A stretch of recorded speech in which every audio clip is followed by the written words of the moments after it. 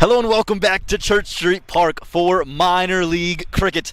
The Baltimore Royals, they are taking on the Fort Lauderdale Lions in a Friday clash as we kick off week number 3. But before we get into any of the action, we've got to see what happens in the middle. Let's take a look at the toss. I was down with both captains. Toss time here at Church Street Park. Have the captains alongside me. Lumba post his birthday. Here, Ronak Sharma of the Fort Lauderdale Lions and Rahul Patwardhan, our third umpire for the day. Sharad, you have the coin in hand. Heads. Call is a head. Heads it is. And it's come down to head. So, Ronak, you've won the toss. What have you elected to do and why? We've elected to bowl first. The history of the ground suggests that there's a lot of dew that comes in the night.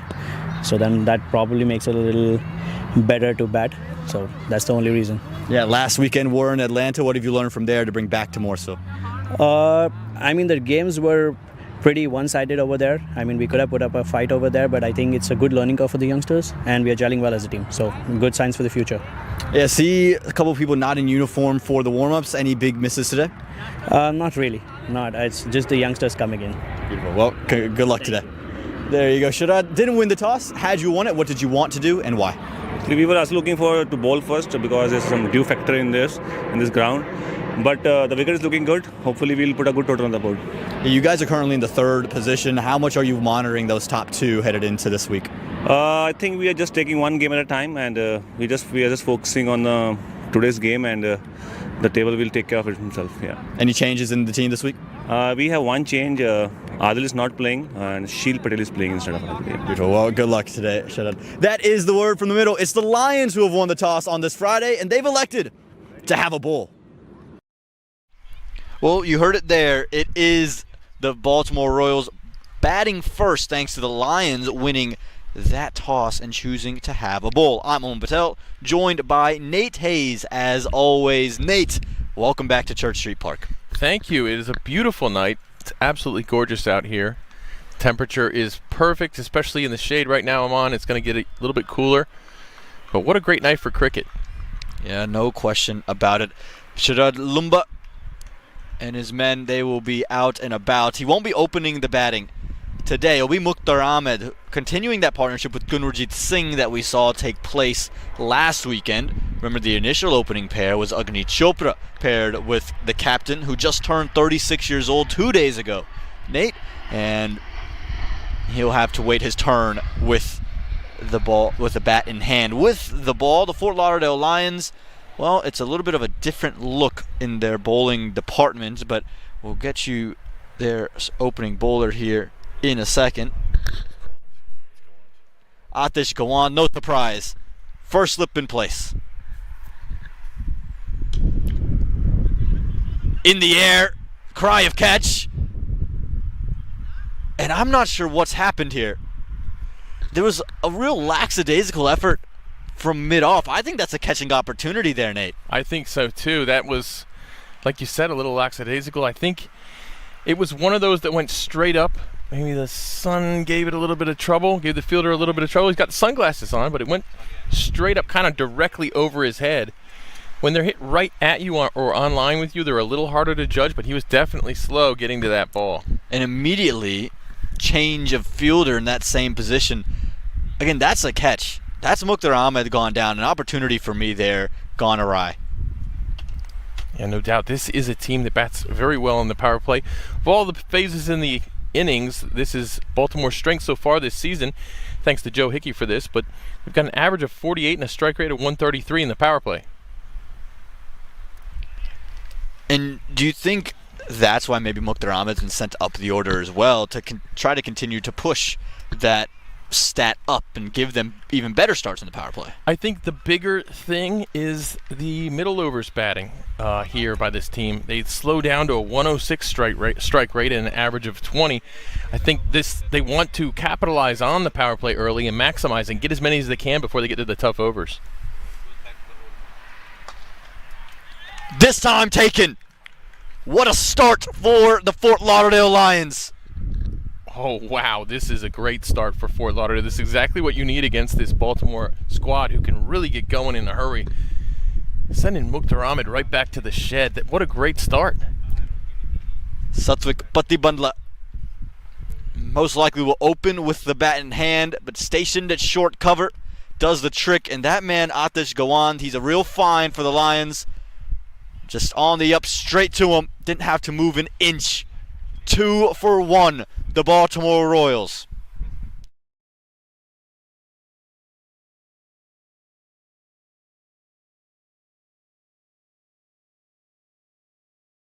Huge wicket that, Nate, because we know of the prowess of Mukhtar Ahmed, but him opening the batting is something special as well. Yeah, he's faced 21 balls in the power play so far this season. He's striking at 148. This was before today. Striking at 148, an average of 31 in the power play. So getting him out of the middle early is humongous, and it looks like Lumba is walking in to take his spot. The newly 36-year-old Sharad Lumba of MI New York, and he'll join his MI New York teammate in Gunarjeet Singh. Now, Lumba, while he had a score on the opening game, it doesn't really feel like he's found rhythm yet, does it, Nate? No, it doesn't. It doesn't. His average for the season so far is 25.7, strike rate of 112, but his power play strike rate 129, and his average is 27. Again, I'd like to thank Joe Hickey, commentator from the West, who's done a great job compiling these really neat stats for us about the different phases, the different styles of bowling that the batters perform against. Yeah, Joe's been brilliant in his own coverage there on the West Coast, but he does this all by hand too, which is rather remarkable. He goes ball by ball and tracks everything, and can give enough appreciation to that man, Joe. If you do have some time this weekend with a jam-packed schedule, go tune in to some of the games on the West Coast. He will be calling them. Well, that is when you're not watching the games here at Church Street Park. Still a slip in for the captain.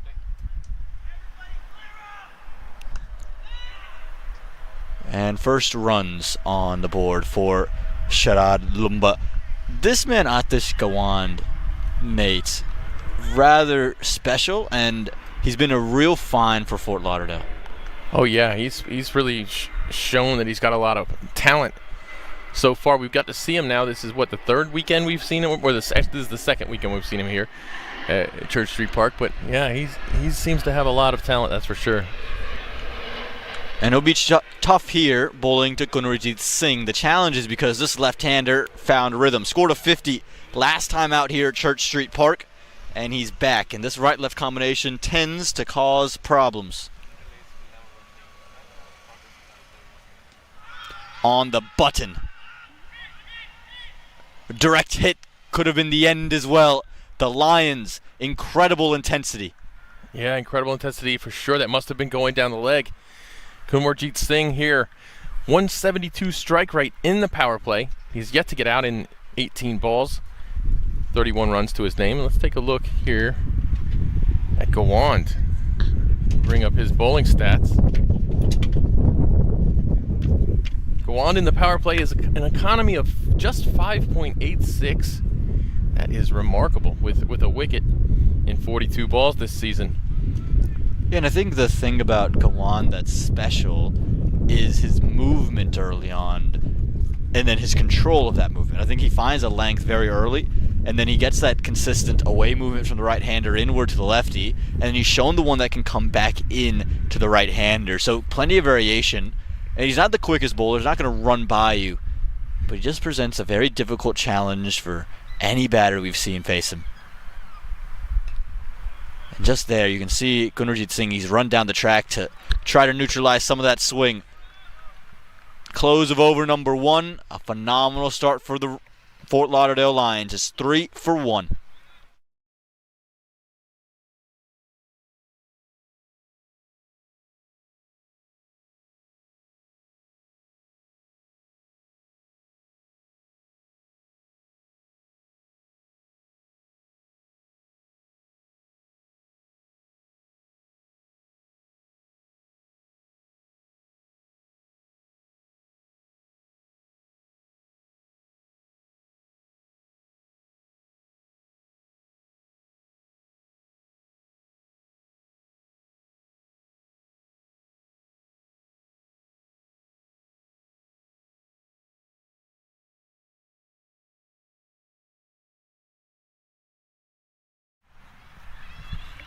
this is another asset for the Fort Lauderdale Lions. This pace group, plenty of options, and they have a couple of different options. And Shubham Singh is one of them.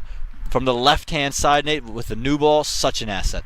Yeah, 7 economy in the power play. He's only bowled in the power play so far this season. But as you said, the left arm, very, very helpful. As we see Lumba looks like he's fixing his back grip there, but Lumba does quite well against left arm pace. 140 strike rate. Now he has gotten out a couple of times. Exquisite. Really nice from Sharad Lumba. Just a punch for 4 runs. Oh yeah, the ground is really rolling well today. That's exactly what you want to see here at Church Street Park. We mentioned last weekend it was a little slow in the outfield in some places. Not slow today. That ball did exactly what it should have done, I think. Yeah, that's the danger with Sharad Lumba. Wide. You hear Ricky Ponting talk about this often with Cam Green in the Australian setup. And Cam Green is a very open stance, very similar to Sharad Lumba. And he says it's typically for those who are trying to get their LBW out of the way on a full swinging delivery. So what you're trying to do is just beat them with that full swinging delivery. Yeah, absolutely. And the fuller you go, the more it swings.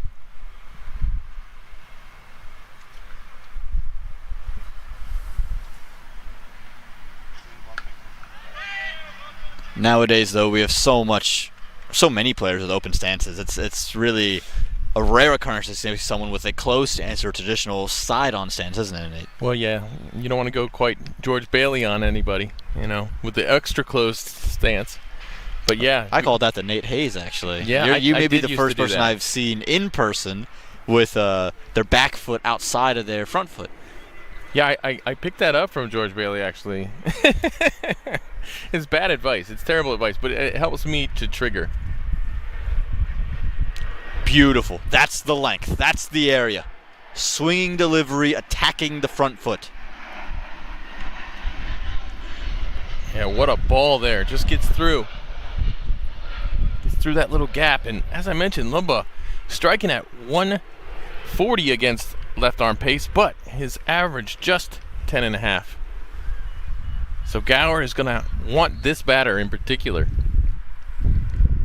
Yeah, I think for God, the issue would be that initial boundary.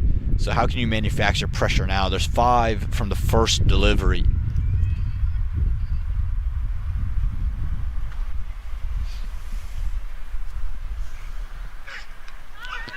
Lovely little shape there. Again, you could just see the hesitation on the front foot. Here we see the single right there. Now, Gower preceded that with 2 dot balls. He's got a 67% dot ball ratio. Wow. Which is quite impressive for a bowler. Yeah, and again, I think God and Gawan actually present a similar style where they're not going to be express and blow by you, but they've got terrific swing. And so whenever God especially is able to control it, you can see him being incredibly effective and difficult to put away. That left arm is just such a unique option and such a unique facet. You don't really face that too often in the nets, do you, Nate? No. Left arms are always valuable and successful here in minor league cricket. Just over. Just enough bat. And they'll scamper on home for 2. Nate, how close was this to being a moment? Oh my goodness. Fort Lauderdale almost had another reason to celebrate. Would have been a catch in the same area of the field. Wow, just from a different end. But check this out. Yeah, oh man. One of those looser deliveries. Sometimes those reward the bowler a little more than they should, but that was almost one of those times.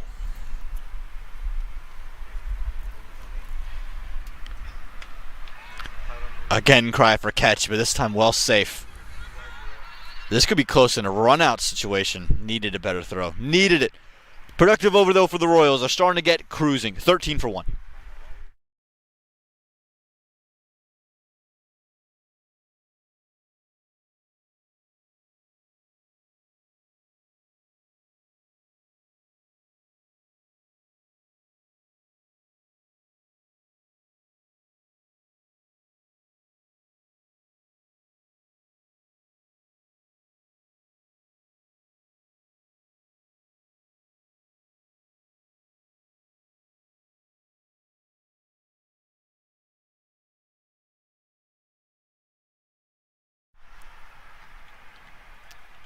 Here we go. Gawand continues, it looks like. We talked about the dot ball percentage from Gaur. Gawand is at 54%. Pretty good. Pretty low boundary percentage of only 14.8.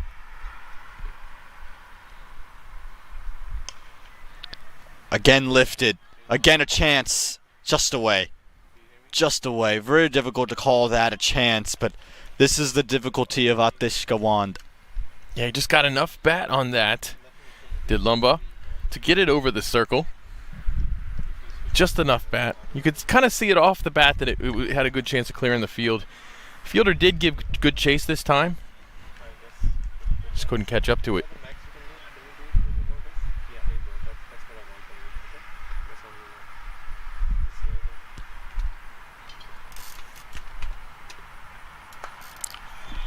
Much straighter and much more conservative is Lumba.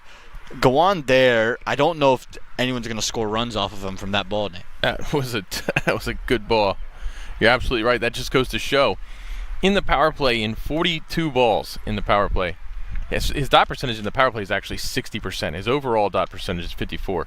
But that's 25 dots coming into today off of 42 balls. That's great stuff. Remember, his first over just went for 3. So when you're able to pair Gawand at 60% dot ball rate, and then you pair that with Goad at 67% in the power play, it's a real mystery as to why Fort Lauderdale then doesn't have more success on their side, does it? It is a mystery. But it also goes to show that this might be a better matchup than we thought, with Baltimore's strength being in the power play and Fort Lauderdale's bowling strength in the power play. That's the one that just keeps coming back in slower as well. I think the one thing to note of that is it really is going to be a case of which middle overs are going to win the game. Can the Royals find a rhythm? I think for the Lions, you look at some of their spinners and they haven't gone that well. And some of their bowling options, Behera has been good. You know, they haven't really used Elton Chakra Jr., who's not available today. Vinit Degarse, he's playing in today's game. How does he look? No Mohib Siddiqui. What do the rest of the bowling lineup look like? Even Ronak Sharma's been a touch expensive when he's coming with his leg spin. Well, the key's going to be for Fort Lauderdale, their batting to start the innings. It's going to be big.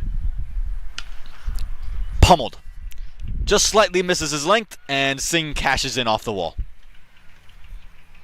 What a great shot there. Singh.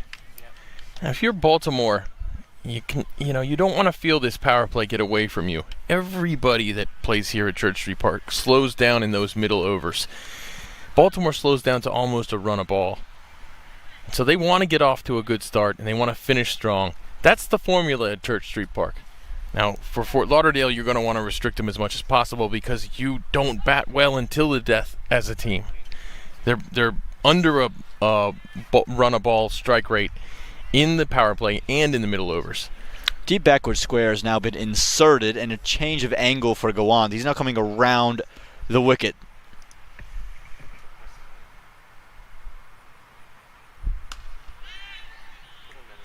Dot ball to close over number 3. The Royals, they pick up 7 runs in it, 20 for 1.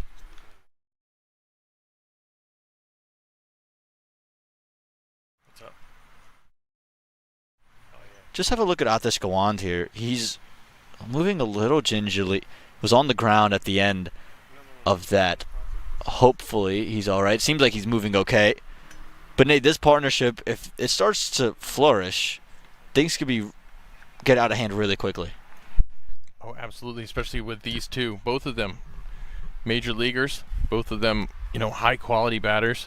We've seen Singh loves to bat here apparently because he keeps putting up big scores here. His 2 half-centuries in minor league cricket have both come at this venue. It was a 90 to really get himself back into the team, and then it becomes a 50 last week that propelled the Royals over the line. Well, both of these batters kind of start slow. In their first 10 balls, Kamarjit Singh's strike rate is only 112. Lumba's even lower. First 10 balls, his strike rate's only 67, so we haven't got them in sync yet. Nicely worked. Picked the gap beautifully, and should find a couple of runs, even with some sharp work in the deep. But I don't mind it, Nate, when I look at the depth of this Royals team. Still Agni Chopra, who's batting out of his skin. Still Mohammad Mohsin. Still Jaskaran Malhotra. Still Rishi Dhawan. This team bats so incredibly deep. Rishi Ramesh still to come. I don't mind a couple guys taking their time and looking to really get in and put a big score together. No, I don't mind it either. Obviously, their fast starter is sitting in the shed right now. Talked about Mukhtar Ahmed and how he gets off to a blazing start. His first 5 balls, strike rate 160. So he's sitting down right now. Didn't get off to that start we usually see from him. And now you've got 2 slow starters in the middle, but you've still got 17 balls left in the power play, and they've collectively seen 16 balls. So it's about time they start putting it in gear now, Aman. Yeah, we have a little wait here because there's a gentleman in a white shirt who was just stuck to the side screen, didn't want to move, and Lumba says, you know what, just go ahead, just cross it, let's cross it now and get it over with.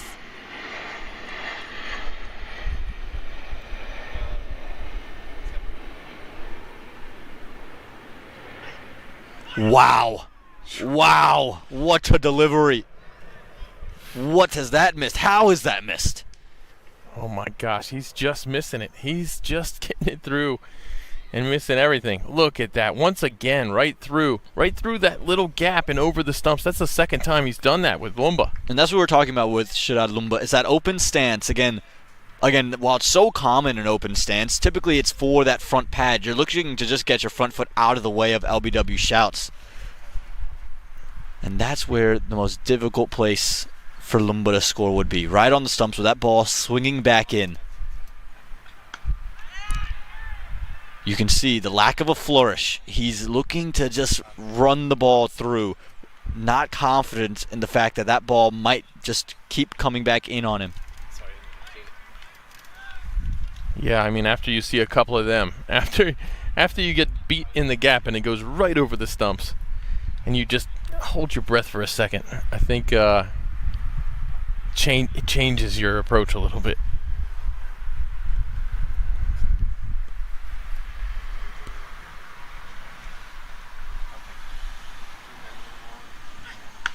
Oh, you can't gift him that.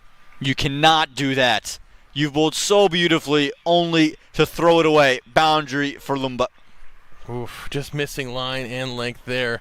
This was just, yeah, that's way too much time for him to make that shot. Way too much time.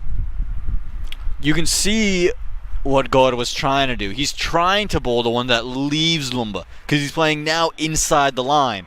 But he's just got the line and the length completely wrong. I almost think you're better off just keeping the stock delivery going until Lumba really shows any promise to do something different. I think you have to do that. I think you've got to. And that's where your field's set and everything. It's working. Just keep going. Make him beat you. And there's no slip in play, so an outside edge would really fly away for 4 runs.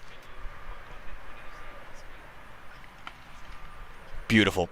2 short again, and more runs. This time 4 of them. Yeah, just missing his length there. And we'll take a look at just how short. Yeah, just short enough. Just short enough. No real risk on that. As you said, Aman. There's no slip in place.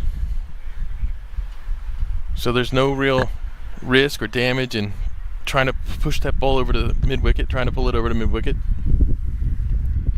Yeah, again, on that length, you're never going to challenge Lumba. Very good driver of the ball, but again, he picks up lengths very quickly. You've got to utilize a swing early in his innings.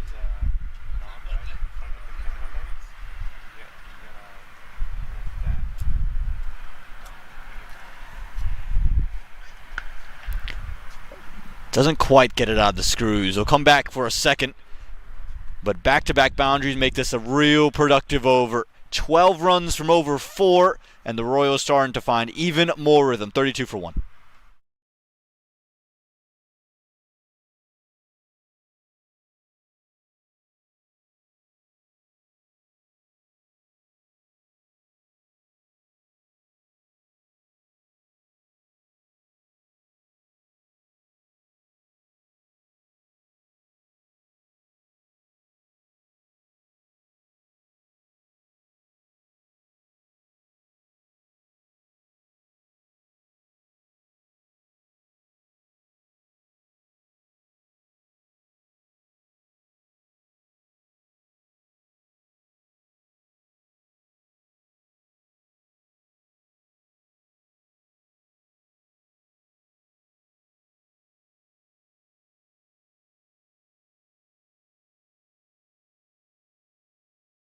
left arm spin will be introduced for the first time, and Nehal Katakdand.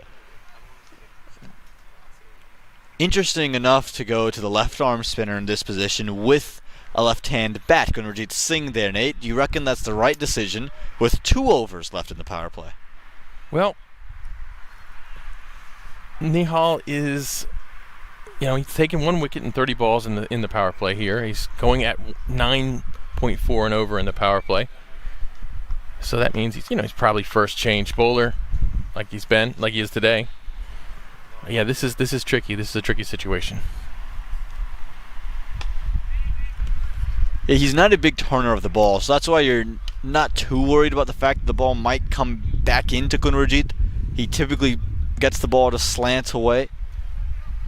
But I would have thought, given the swing early, maybe you could have gone to a Vinit Garce or Ashish Behera and utilized another over of seam. I think so. We see Kunarjit strike rate 157, hasn't got out yet this season against left arm spin. I'm curious to see the plan from Nehal. He was working on a couple different deliveries in warm-ups, trying to get a slower delivery that just kind of gripped in the surface. That one. He was looking for that one. Looking to just change the trajectory of it, slow it quite a bit, and see if you can get it just right off that surface.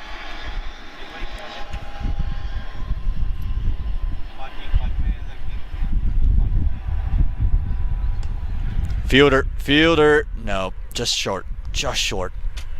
But a good plan, good setup so far. Great start from Nehal. I mean, we saw Baltimore starting to accelerate the last couple of overs, or the last over at least, with 12 runs, and now they've got 1 off their last 4. Great recovery for Fort Lauderdale, and now we're going to see Lumba on strike.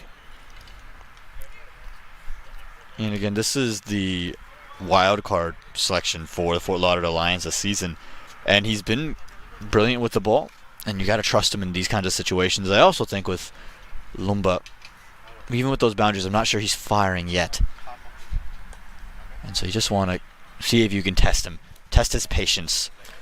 Nate, next over, do you reckon there's more seam to come? Do you think Ronak Sharma tries his arm? I think we'll see some seam. The fast bowlers that we've seen so far are much better performers in the power play. Do you think it's a Shubham Singh goal gets a 3rd straight? I think so, yes. Even with the 2 boundaries, Nate goes back to the left-hander.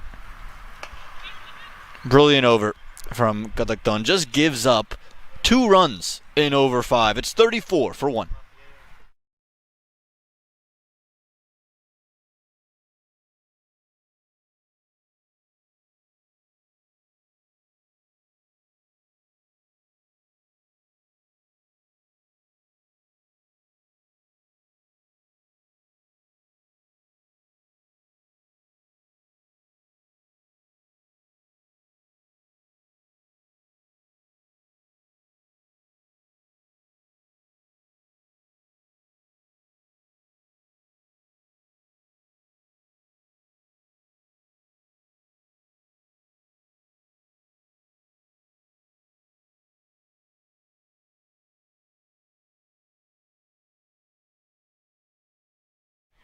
Vinit Garce. This is a man whose minor league career has been rather interesting. He's spent time opening the bowling for the Lions in years previous, but taking a little bit more of a back seat.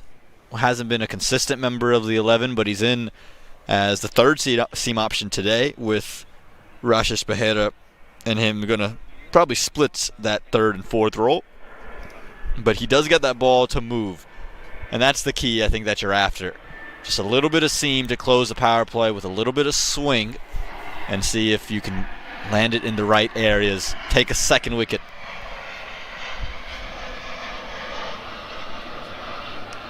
Strong start. You see that little tail at the end of his action. Oh yeah, just catches the inside edge there.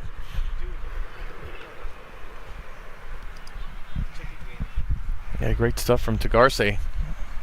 It does struggle with the extras. That's the one thing from Garce that has been the bane of his career. And we said that about a lot of cricketers in minor league. And there's been some games where it's been a real problem. I think earlier today is a great example where the Eagles took on the Somerset Cavaliers, and Somerset goes on to score 180, led by a brilliant 70 from Kennard Lewis. But the next high score was 23, and that was extras. And there's another one right there. Does struggle with the right-left combination. That's why I would have thought Behero was going to come in here. A little bit better control he's displayed over the course of his career in this season in particular. Yeah, most definitely. He's got 47 wides through 14 innings coming into the day, if DeGarce does, Nate. Yeah, that's quite a few. That's about 3 innings or so? A little more than that.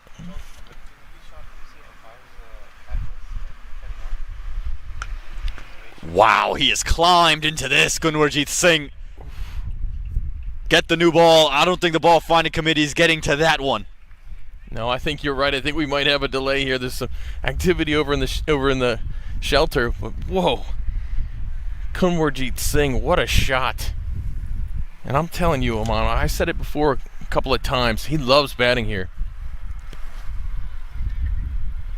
Just in some kind of rhythm, Gunwarjeet Singh. And for me, he's so important to this Royals lineup because of the fact that he is a slower starter. But once he gets in, Nate, it feels like he's destined to find a big score. Another thing is he does keep the left-arm orthodox bowlers at bay a little bit because he scores so well against them. 157 strike rate, not out yet against them in 21 balls. But his batting against spin, to me, is the big thing. And we're heading into those spin overs here shortly. So Gunwarjeet going into the spin overs with some runs on the board already, with a healthy strike rate, is just great news for Baltimore. No doubt. And you look at Ronak Sharma. Does he come into bowl? Leg spinner with the left-hander looking to be aggressive? Does he back himself there? It's a huge question that you've got to ask. Yeah, I think it's worth asking. Leggies have done extremely well in the league this season. Especially here at Church Street Park, we've seen some remarkable stuff from Leggies. Of course, many of them from the team that's batting right now with their dynamic duo, Mohamed Mohsin and Lada. No future in that second innings, like you mentioned, and that'll be such a difficult task for the Lions. So they're going to want to keep the runs to a minimum. Runs to the maximum for Gunwarjeet Singh. Backs up a 6. Not with the 4, but 2 runs. He's in an aggressive mind. Yeah, absolutely. Trying to maximize these last few balls of the power play. Yeah, and DeGarce, again, to me, doesn't present the challenge of a Gawand or a Gore. I actually do really like Vinit DeGarce. I thought in year 2 and 3 in particular, he was rather special. And with the ball in hand, thought he really showed some ability, but his inconsistencies have hurt him. Shot and a half. Second 6 for Gunwarjeet Singh.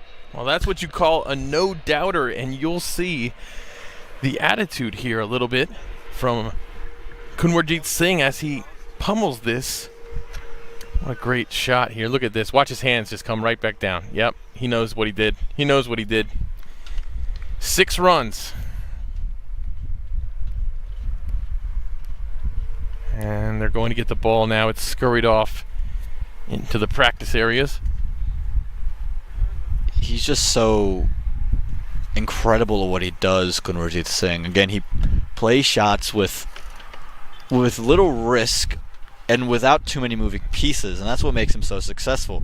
Remember, he didn't really play for MI New York until the very end of the season, but got an opportunity, scored a quick-fire 20-30, and they said, yeah, this is the guy we're going to put, and he played into the final. Oh. Placed to perfection. A little finesse from Gunwarjeet Singh. That's all it took right there. Watch this. Just guiding it right past the fielder and to the boundary. And like I said, the ball's running really well today at Church Street Park. I'm telling you, Gunwarjeet Singh is on his way now. Almost 200 strike rate. 27 from 14 balls.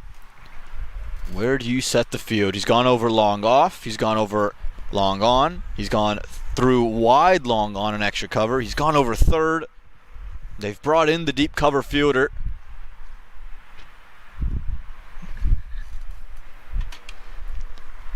And unable to manage that gap. Nearly, though. What an over. 3 boundaries for the Baltimore Royals and Kunarjit Singh. They move to 54 for 1 as the Garce goes for 20 to close the power play.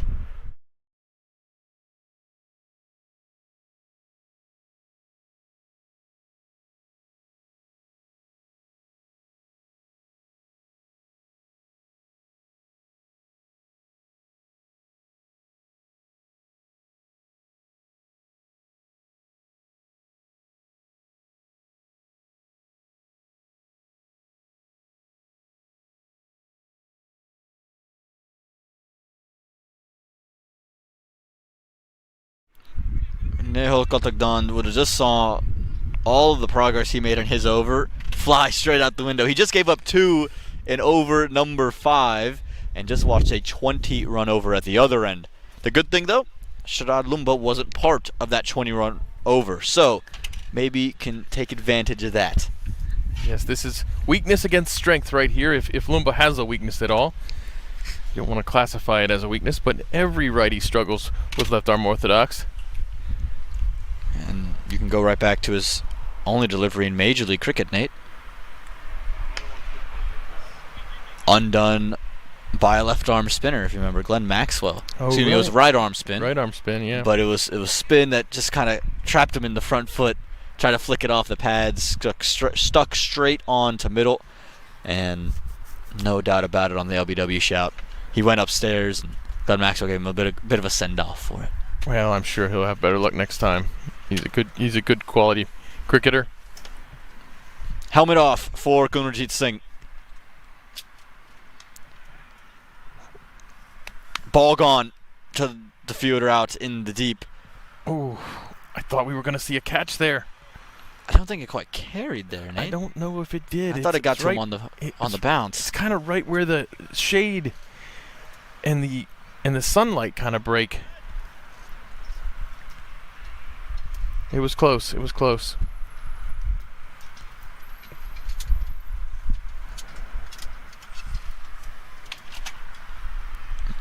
Manages to pick a gap.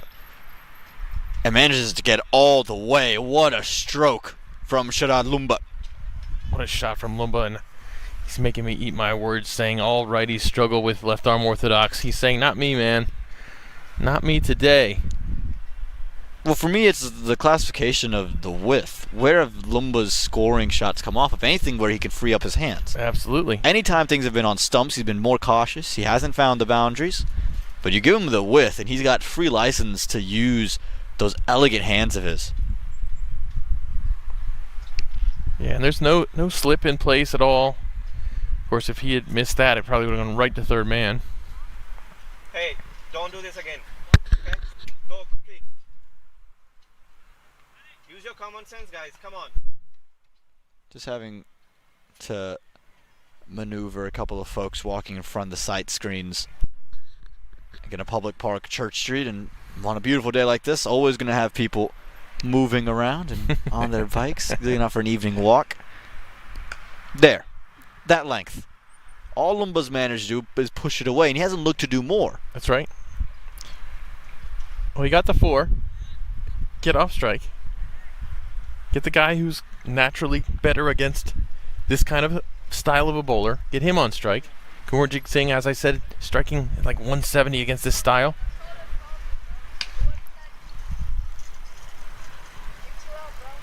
Oh, misfield. That's poor.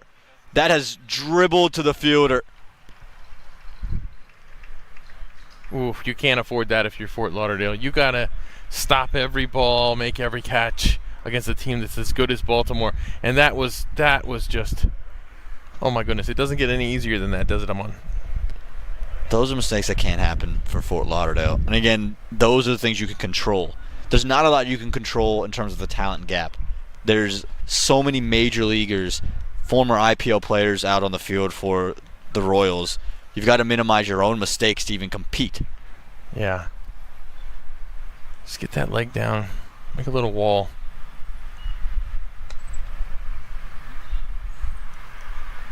Kunarjeet Singh has just got an unbelievable sense of the game at the moment. Close of over 7, 67 for 1.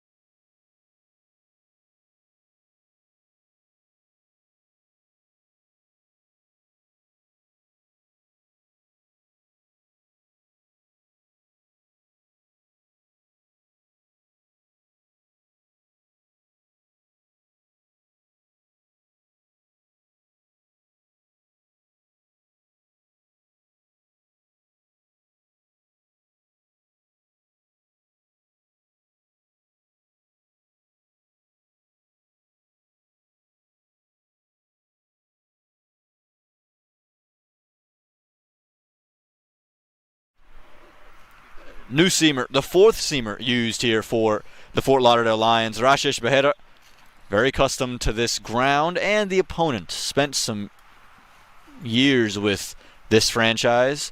Also spent a year with the Mooresville Raptors. Yes, yes indeed, extra pace, extra bounce, and Behera's introduction leads to the end of Sharad Lumba. Well, Aman, you have been clamoring for Behera to come into this innings, into this bowling attack, and he makes his debut today exactly how you may have foreshadowed. Well, the captain goes for just 28 runs. It's 67 for 2.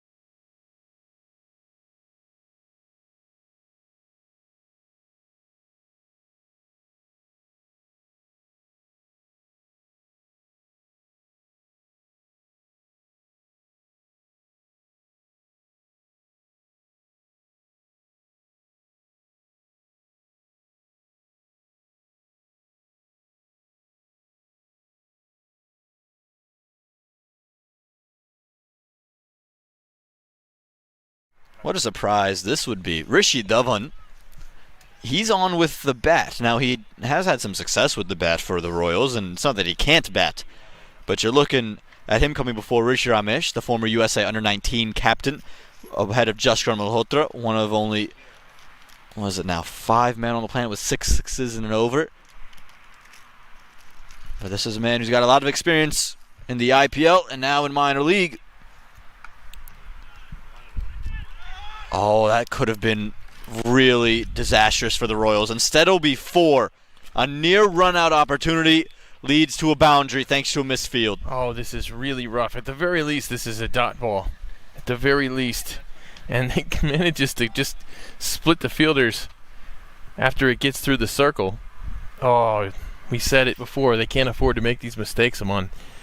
It's 8. This is basically 7 runs they've gifted them off of these errors. And again, you can't do that to a Royals team that doesn't need any help as it is. Again, we've talked about the explosive power still to come from this team.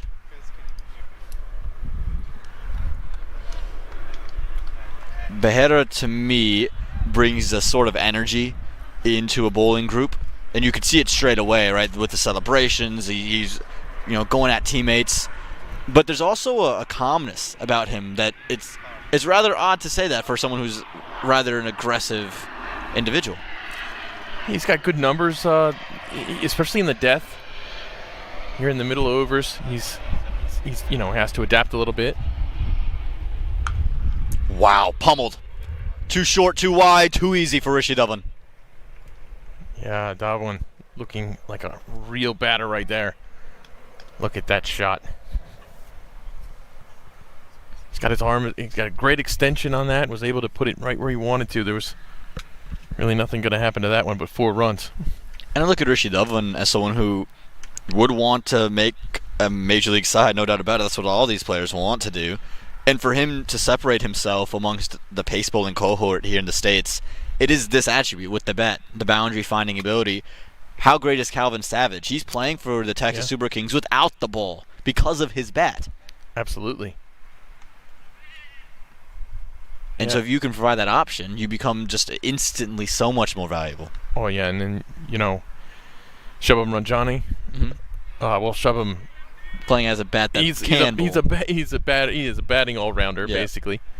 But doesn't need to take the ball at all, and he's still very valuable on your team. Of course, both of them playing for the same Texas Super Kings squad. Think of Ian Holland, right? Yeah. Why is he in over Justin Dill? Why is he in over somebody, Abhishek Paradkar? Yeah, even though both of them are decent enough with the good bat batters. As well, Justin Dill especially. Paradkar is getting better all the time. And that's why he's going to become more valuable. Why the Freedom have picked him up. Talk about young Ian Desai wanting to improve his batting as well. Rushil Agarkar showing off some of the switch hits and reverses and scoops. Right. You see Ian Holland captaining his county side now. Yeah, pretty great. I saw that. Very cool. Very cool. And very cool indeed. Love Dutchie, and he's had such a great summer. Probably could have even had a better one if he was given more opportunities. Slower one. The headers use that slower one effectively. A wicket in the over, but 2 boundaries. One off the misfield, and it's harsh to count it against Beheader. Number 8 goes for 10. It's 77 for 2.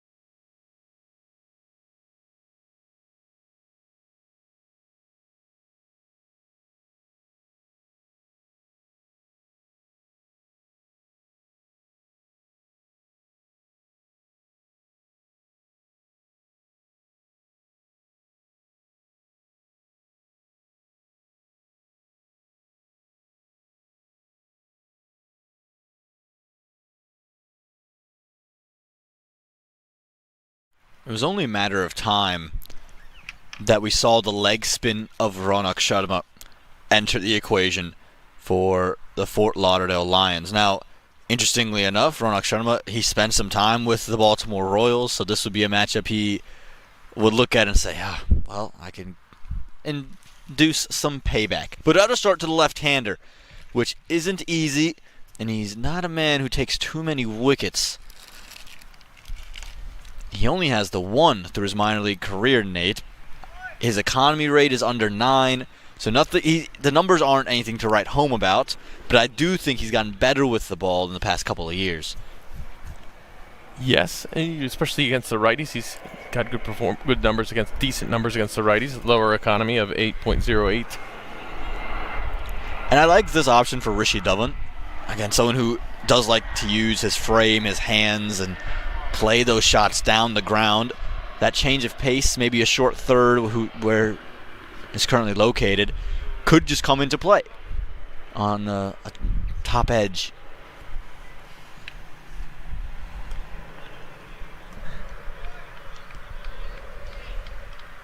Now, Nate, do you think that the middle order struggles for the Royals? Where does that stem from?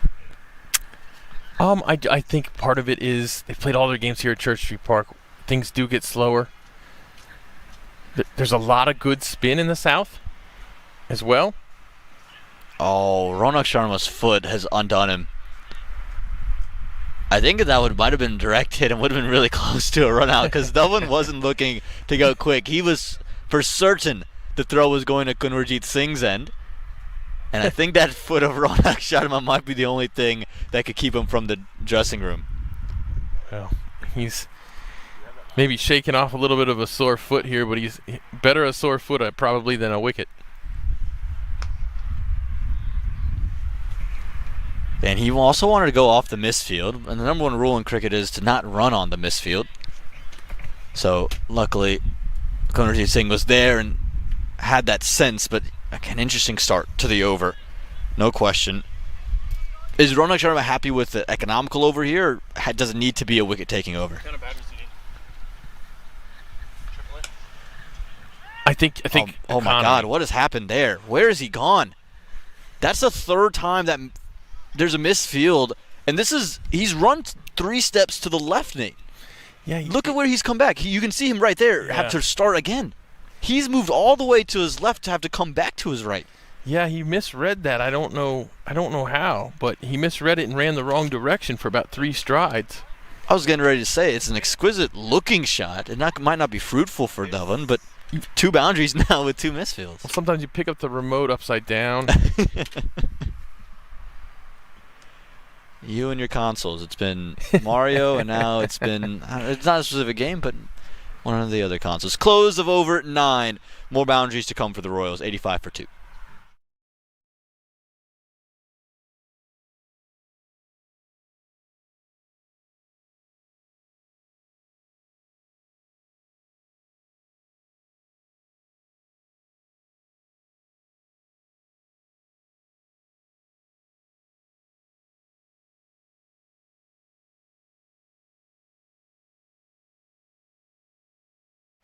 $85 for 2 here in the 9th. More Rashesh Behera coming.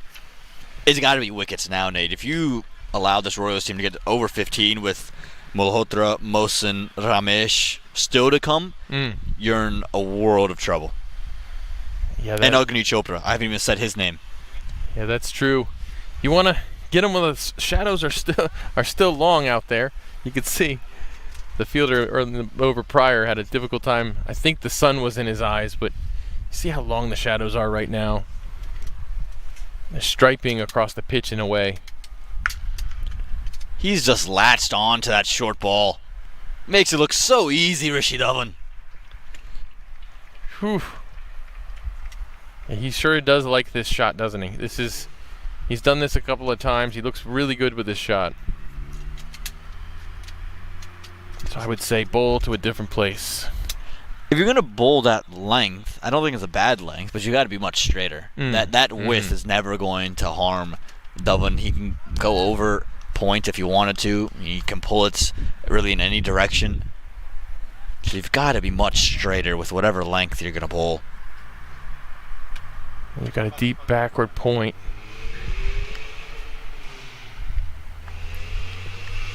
Continuing with that wide delivery. Interesting from Behera. There's no short third fielder. There's a deep backward square. Does this make sense to you, Nate? No, it doesn't. Yeah, as you said, deep backward square.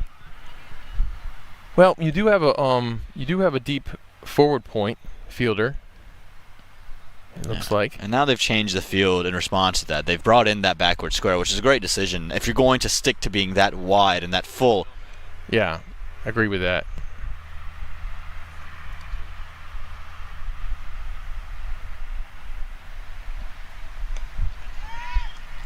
There it is, Behera, the changeup works.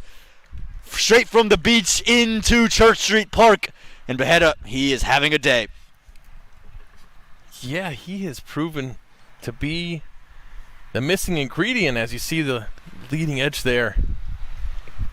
Just flies right to the fielder. And Ronak Sharma, a couple words to say as Dhawan departs for 19. It's 89 for 3.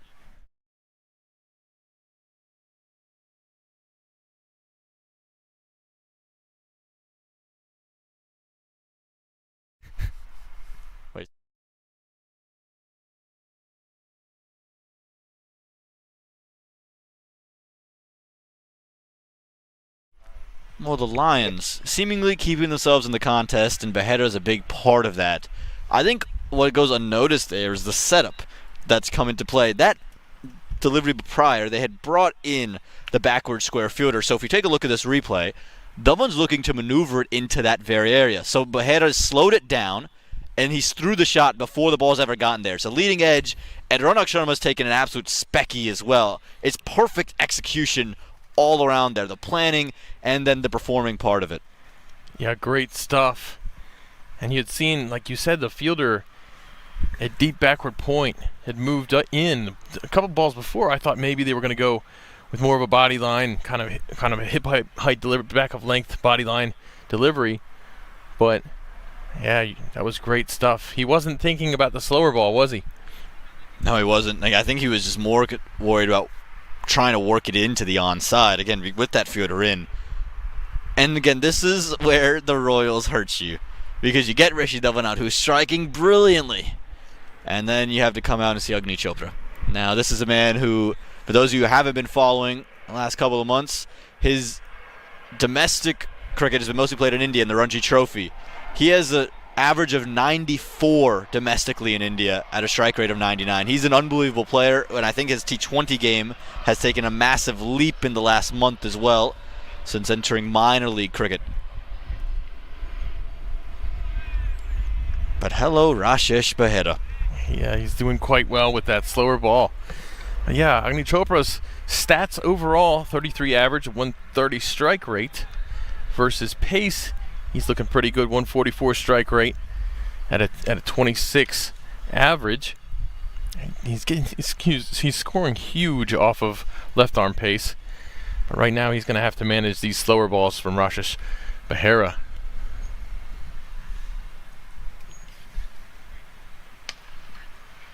And two lefties now at the crease as well, something else to note. So does Ronak Sharma come back for another over, Nate? Do you think we see more leg spin with the two lefties there? And I don't think so. What do you think? I think Ronak Sharma is going to give himself the opportunity to do it. You think so? I don't know if it's the recommended approach, but I think seeing that Sharma hasn't turned the ball quite a great deal, I think he's going to try to go seam up and keep slanting things away. And I think he backs his skills enough to bowl to the left-handers. Let's see. You're doing a lot better with predictions than me. Oh yes! Oh yes! Yes, sir! Gunwarjit Singh, take a walk! Rashesh Behera! Ooh, he is the guy you need to get out if you want to get out of this innings without too much damage done. Gunwarjit Singh, as we said, performs quite well here. He's loved his batting here at Church Street Park. Actually, you look him up on the yellow pages, and his home address is here. But today, he only manages 37. I'd take that on a bad day. Wow. The Baltimore Royals starting to slip as we come to that 10-over interval break. The players will get a quick drink along with our match officials. The Royals, Nate, they're 90 for 4. We'll come back in a short bit to join the players and restart this first innings.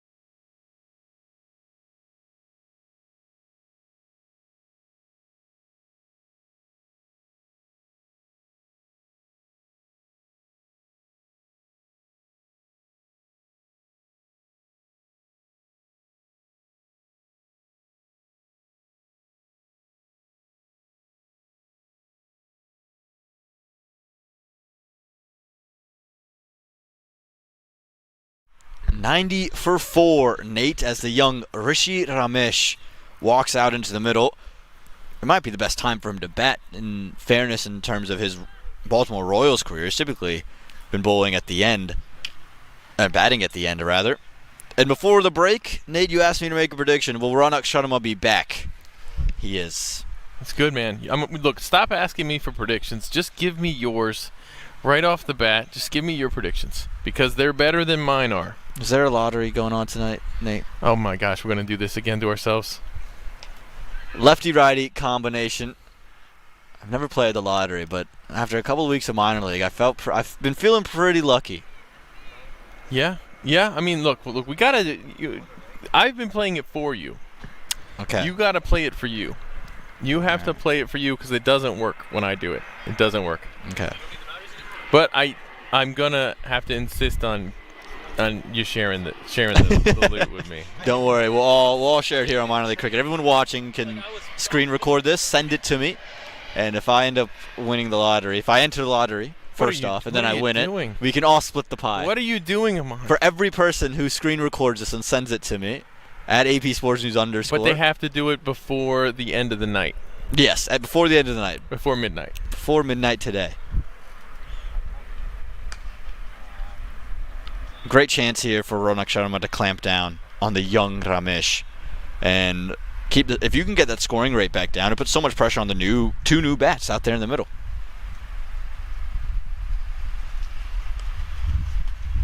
Oh yeah, absolutely. And you said it. Now there's a righty out there. So now Sharma's going to try to get the turn.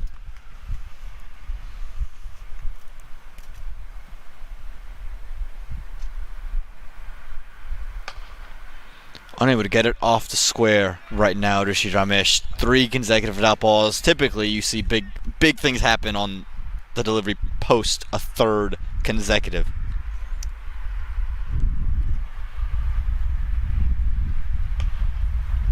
Oh, nice stop, but he tempted him there, didn't he? He did. He knew it too. He just wanted to see the youngster's patience in his eye. Only 1 run off this Ronak Sharma second over.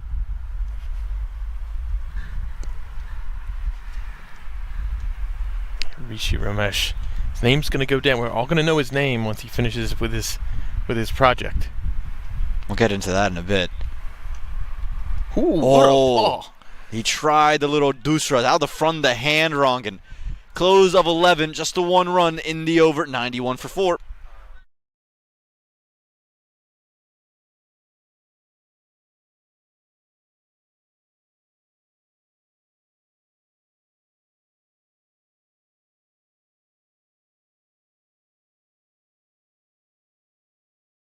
So Nate, some pretty cool things happening all around. We'll get to Rishi Ramesh here in a second, but wanted to start with Saurav Netravalkar in the CPL. Oh, how cool is it? How many USA guys do we have now down there in the CPL? We have quite a few. Saurabh coming in for Muhammad Amir. Man, that is 1 lefty gem for another lefty gem on a very good squad. You see the folks here in attendance. They would have seen a couple of those individuals, Saurav Netravalkar, like you mentioned, here at Church Street Park. And very popular here, he is. Yeah. And as that sun comes down, stars come out, and it all happens here at Church Street Park. Agni Chopra, a lot of people might know this, might not, but his dad, very recognizable. Vidhu Vinod Chopra. Why would you know him? Well, he was one of the writers on 3 Idiots, a very popular Bollywood movie. If you haven't seen it, highly recommend it. I've seen probably about 15 Bollywood films, and one of them was 3 Idiots. So that's brilliant. Great story, great message about 3 friends and just being idiots with each other. Yeah, their journey through college, and I think we can all appreciate that. Where's the camera on our tent right now? With me, you, and Bobber, the 3 Idiots over here. Oh, the head up, well bowled. Ramesh, his college days are being spent maybe more productively than us here, Nate. He came up with an idea, and it's quite brilliant, actually. He was talking to me about it a week ago, and he actually wants to get me a demo of it. He wants to see a piece of it, and basically what it is, for those who don't know, it's an AI service that clips cricket highlights and probably could be used to clip any highlights. But you basically just put in the parameters, jersey number, shoe color, shirt colors, whatever, and then it goes through and it just clips off anything that has anyone who fits those corresponding factors in, and it spits out a highlight package for you. He says he came up with it because he was cutting up his own batting highlights and said, this takes way too long, there's got to be something that does it quicker. It's fantastic. Look, we're going to promote the heck out of this in hopes that we get a nice deal being able to use it ourselves, because, man, the amount of great stuff we could do with that. Beheda's been brilliant. You've got the couple of boundaries hit off of him from Rishi Dhawan, but he's changed the game. His 3 wickets, and he got them immediately. Shahid Lumba was one of them, then gets Dhawan, and then gets Gunwarjit Singh. Those are huge wickets. He flipped the innings. He's turned it around quite a bit. Fort Lauderdale are in this game because, look at the score. There's 94 runs, which isn't a surprise, but those 4 wickets are huge. And he's not giving up runs either. And all these singles are hard work at the moment for the Royals. Nothing's come easy. And it almost feels like the Lions have gotten a boost as well. I just sense a bit more urgency and a bit more activity in the field. Yeah, I think, all that happens when you take big wickets. I talked about Gunwarjit's ability against spin in those middle overs. Well, now he's done for the day.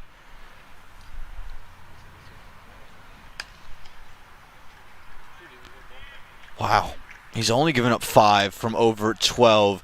And the Royals, after going to the 10-over mark on 90, look at that, 96 after 12.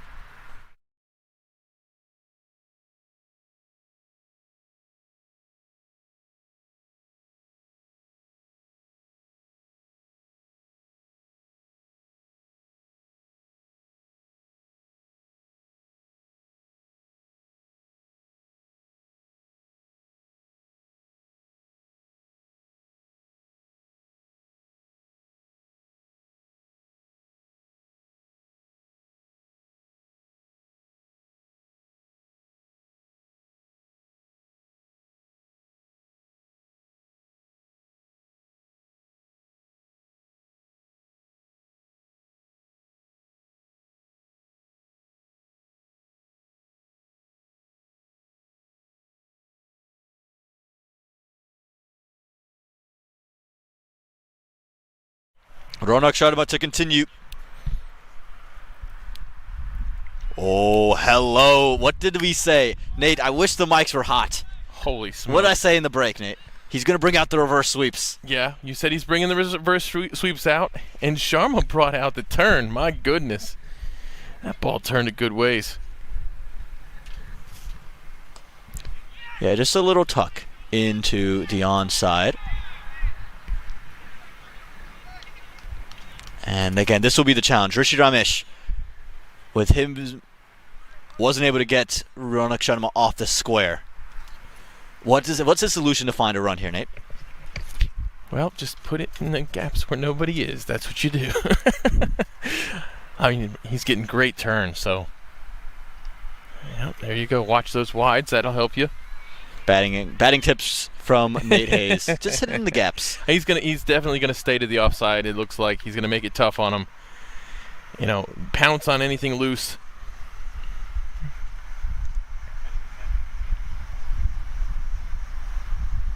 Very late on that for Shiramesh. I think I would like to see him just get a touch lower. He stands very tall, and then that front step, he just tries to bend that knee. I would like to see him get even lower. When you look at Obis Panar, 6'4", and he plays spins, he's basically hitting a squat the whole time. Shot. Straight down the ground, bisects it beautifully. Don't need to get low when you can go downtown. Well, there's the answer, Aman. How do you score? Where do you find the runs? Right over the bowler's head. And I think Sharma would have wanted to put this maybe one more stump away. Yeah, you look at Ramesh there. I think it was a touch over pitched as well, and he recognized the length very early. But that was huge to just break the shackles.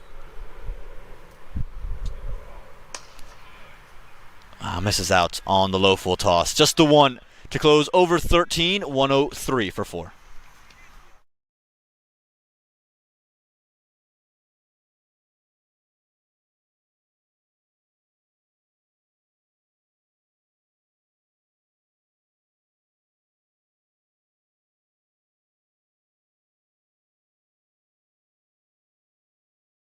When they're batting on this side, Well, that is simple as you like for Agni Chopra. Just walks his way to get a second boundary in the over. Close of 13, 107 for 4.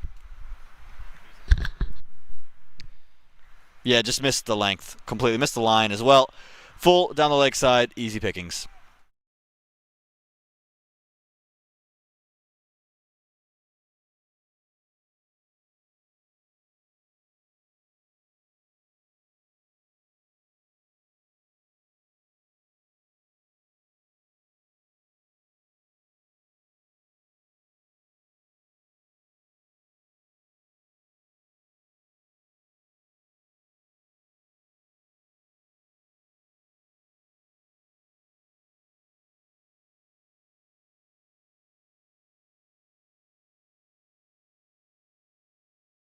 Rashesh Behera. Oh, picked the fielder. It's a brilliant shot from Ramesh, but Behera's bowling brilliantly to his field. Last over for Behera, 3 for 20. He would love to get one more wicket to his name and just bring out Malhotra or Mohsin here earlier in the game. Yeah, I think you definitely want that. Make them bat long.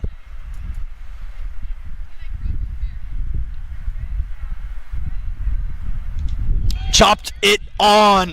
Rashesh Behera gets the 4th wicket of his day, and Ramesh has to go. Well, Aman, you summoned another one, it looks like. Rajesh Behera, what a fantastic day. You can see, oh, he just, good length in line. He's just been so dangerous today. So good. Ramesh goes for 7, frustrated with himself, 107 for 5.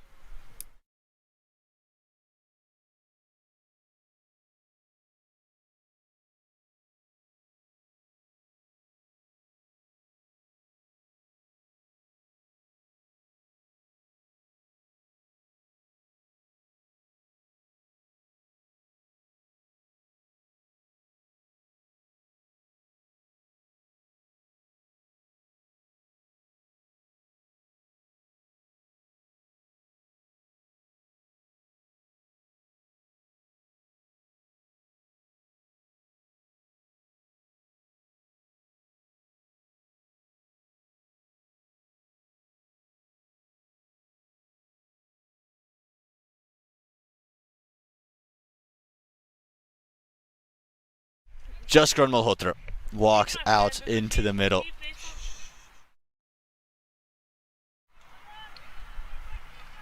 Important for him to find big runs, Nate. Yes, it is important for this Baltimore team for him to find big runs. They've got a great net run rate advantage over the division, and they're going to want to not be happy with just a win. They're going to want to put pressure on the rest of the division every time. But first things first, you got to win the game. And they're in 3rd place, Nate. And I asked Sharad Lumba about their position on that table. It would be concerning. This could also be concerning. It scampers away safely, though. Malhotra opens his day with 4. Yeah, what a shot here by Jaskaran. Just skips down as if he's in the power play there, just lifting it over everybody for 4.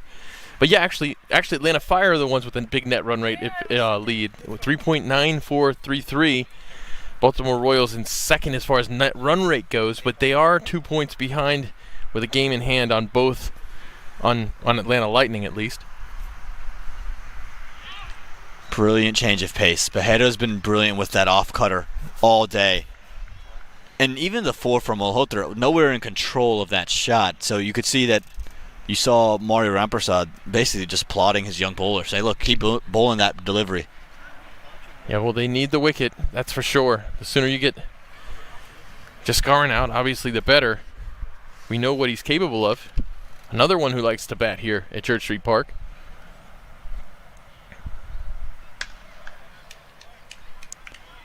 Yeah, but hitter won't mind the singles too much. He's got one opportunity to get a fifer. I'm not sure he's eyeing it, but just a chance. Agni Chopra, we saw the switch hit come out. Is that a sign of things to come? Is he looking to be ultra aggressive, or is that wicket maybe halted that a bit? Well, great question. Great question. I think Chopra's batting in the middle overs is so good. But he needs to be here. I don't think you'll see anything rash. Only the shout from Rashish Behera. Just wanted that fifer. Close of the 14th over. Brilliant day for Behera. Ends on a leg by. 4 for 25 in 4 overs. And the Royals, they're 112 for 5 after 14.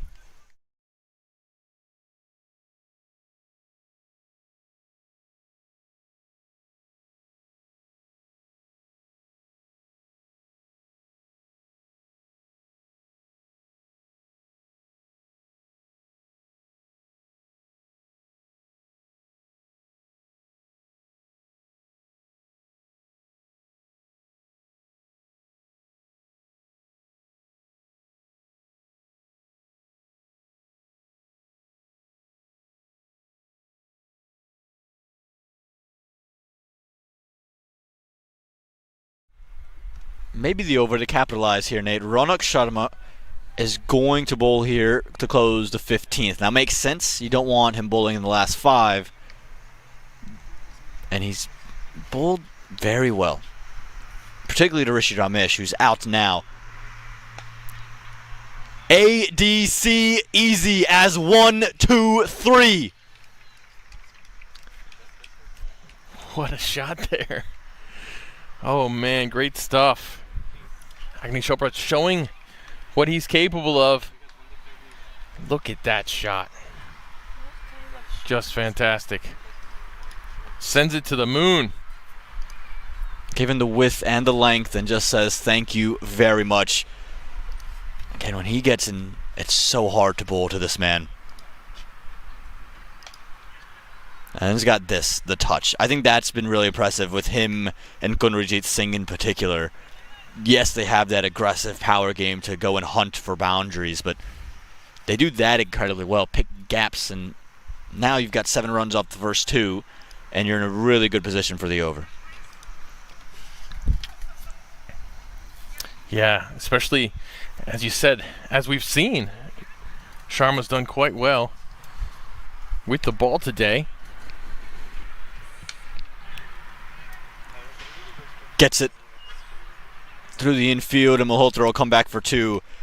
Malhotra's game, again, known for the power, but what's underrated about it is his run-scoring ability. And members of the Morsel Raptors, Murray Tyson and George Baldwin. Baldwin rocking the UNC. He's over here from England and says, yeah, we'll get into North Carolina the right way. They're better shade of blue. And we'll come back for a second run as well. How many people do you think I've upset with the better shade of blue comment, Nate? Well, you know, I don't know. I think, look, the other one is Duke, so you're right. I mean, like, come on. Like, I think you're right. It's like, I don't know. Blue is one of my favorite colors. The Carolina blue. But I mean, like, you're making blue bad. Nate, you've brought out a hat here. Why have you brought this hat out? I've got the Surrey hat. Last time I wore it, George Baldwin said, "Hey, nice hat." This is where he's from. This is his county side that he cheers on. So we had a nice little chat about the wonderful merchandise at the Oval.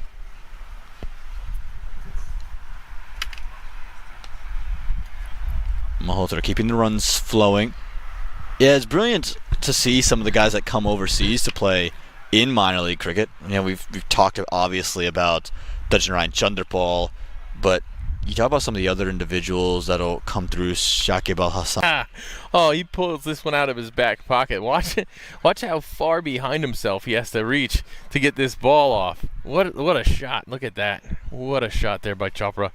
He is quite inventive and creative, and he's always looking for the gaps. Close of over 15, 129 for 5.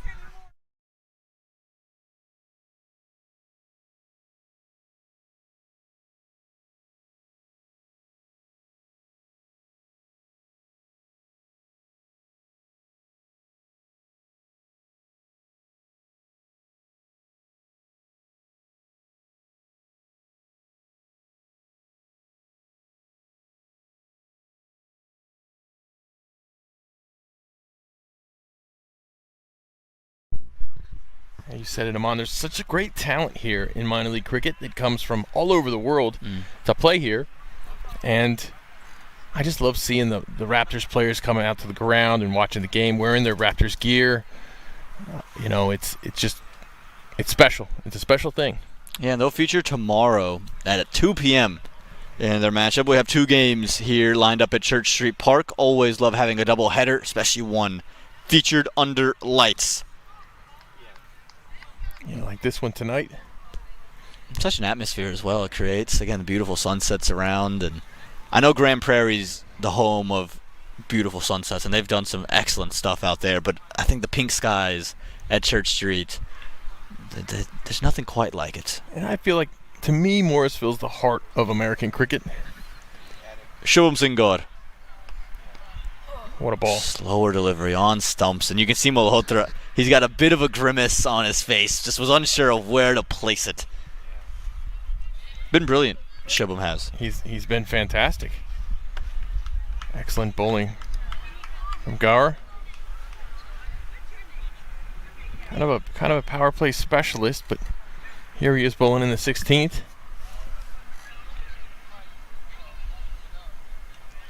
He'll have 16 and 18 to bowl if all goes well. I don't know if you're going to see a Vinit Tagarse get another over, so you're going to see the 2 of Gaur and then the 2 of Atish Gawand. If Gaur goes awry or if Gawand goes awry, do you think you could see a Neho Katakdand as the option they could go to? Well, yeah, sure. I definitely think so. It's not uncommon. We have another person walking in front of the sight screen at exactly the wrong time. And you can see just frustration from Malhotra. He's apologizing because he expressed that frustration right away, but you can understand why it's difficult. You're ready to go. You're ready to play. And again, just cricketers, they love to have everything in the right way. And I think that one's very valid. He's walked right in front of the side screen.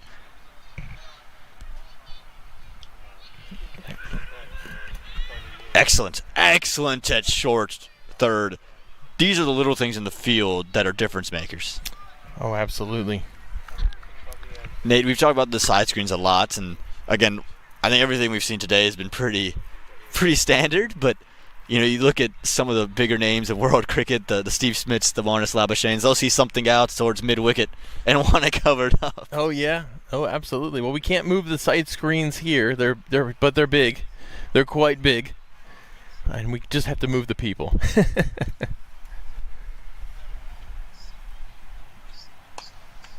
Straight as an arrow. A touch just saves it from getting to the rope. And through 3 deliveries, just 2 runs conceded by Gaur. What a start.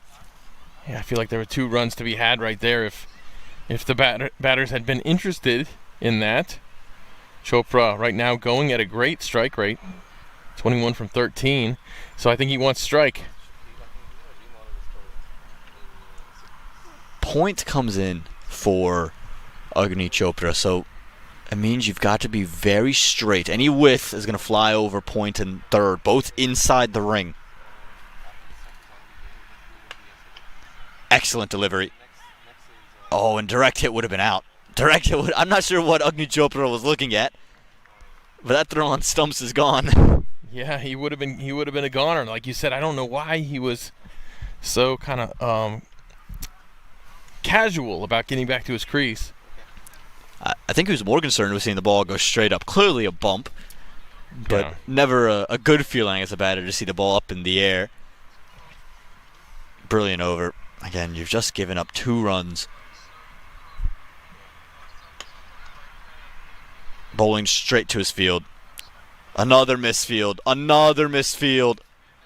Should have been just 1. Picks up a second. You can't afford that. Yeah, much better this time from Baltimore as far as the running is concerned. Eagerly looking for that. Anticipating maybe a mistake. And ready to take advantage of it immediately was Jaskar Malhotra getting back to the other end. Those are gifts that this Lions batting attack, they're writing checks I'm not sure they can cash. Just away. just away. Might have been another opportunity. Just away. Picks up another 2 runs to close over 16. Frustration for Gaur. It's 135 for 5.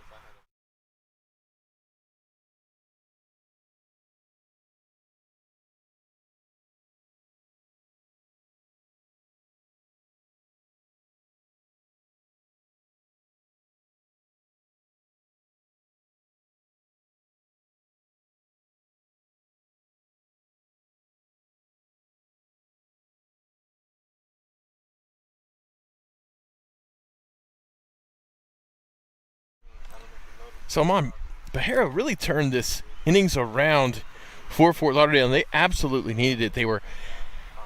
They conceded 90 with the loss of just 1 after the first 10, and they are at 135 for 5 right now, 6 overs later. So just 45 runs in the last 6 overs, and 4 wickets have fallen in that span.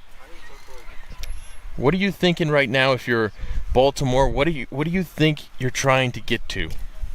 You got to get to 150. I think if you don't get to 150 from here, you're in a really bad spot. Lights come on. It hasn't been ridiculously warm today, so it makes you question how much dew's going to come on. A couple weeks ago, we noticed that there was a real lack of dew, but both teams wanted to bowl first to see if they could take advantage of some dew under lights, so you have to anticipate for it.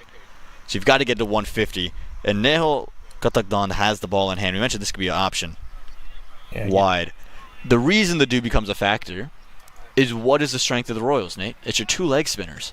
That's and right. if the ball's wet, you can't grip it, you can't turn it, you're going to be in a bit of problem. That's a great point. Malhotra struggled with timing so far. That felt like a ball that was destined for Malhotra to hit for 6. Yeah, that felt like one that was about to come our way. I think Baltimore's going to try to want to get to 160, honestly. That's gone. Feathered edge, and Malhotra's struggles with the bat today come to an end. Nehal, you called it. Come on, you really do need to play the lottery. You've been so good calling out the tactics and what's going to happen in this innings. You said, man, I think they'll slip Nehal back in, and they sure as heck have. That one was clean as day. That was clear as day. He was gone. Malhotra frustrated as he has to trot back for just 11. It's 136 for 6.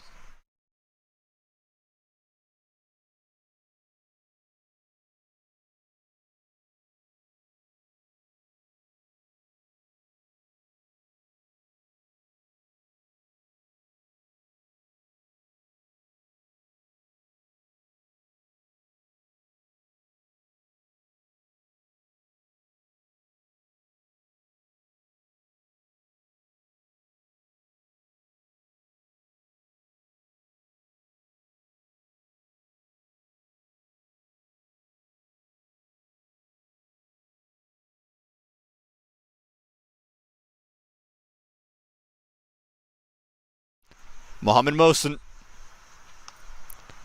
2 lefties. And Mohsin, we speak about the depth. He's the last of it for the Royals, Nate. Yeah, pretty much. But he's a heck of a batter to have on your side here with almost 4 overs left. This is where you want Mohammad Mohsin batting typically. But, 6 down with only 138 on the board. He's going to definitely want to be there on the very last ball.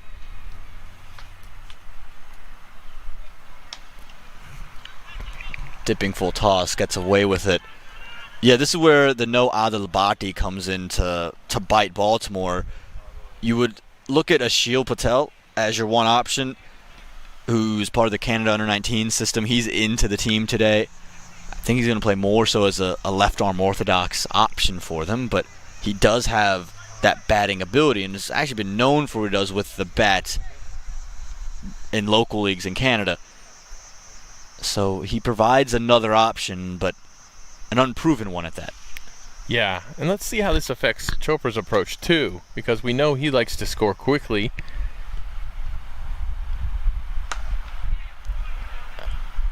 For all the talk about the batters, Katakdan's been brilliant with the ball. He's just nailed a couple of Yorkers to both left-handers. And dealing with 2 left-handers as a left-arm orthodox, that's never simple.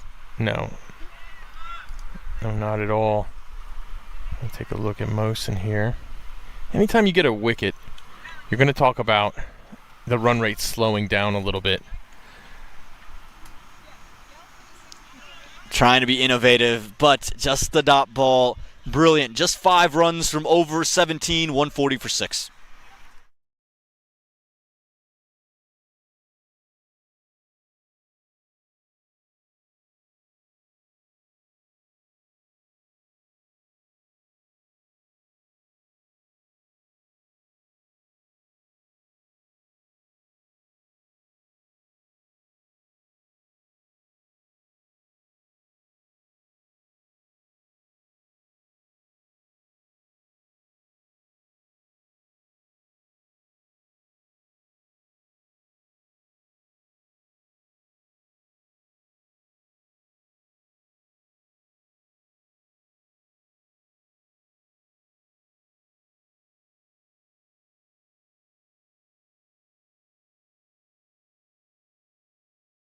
Atish Gawand to bowl over 18.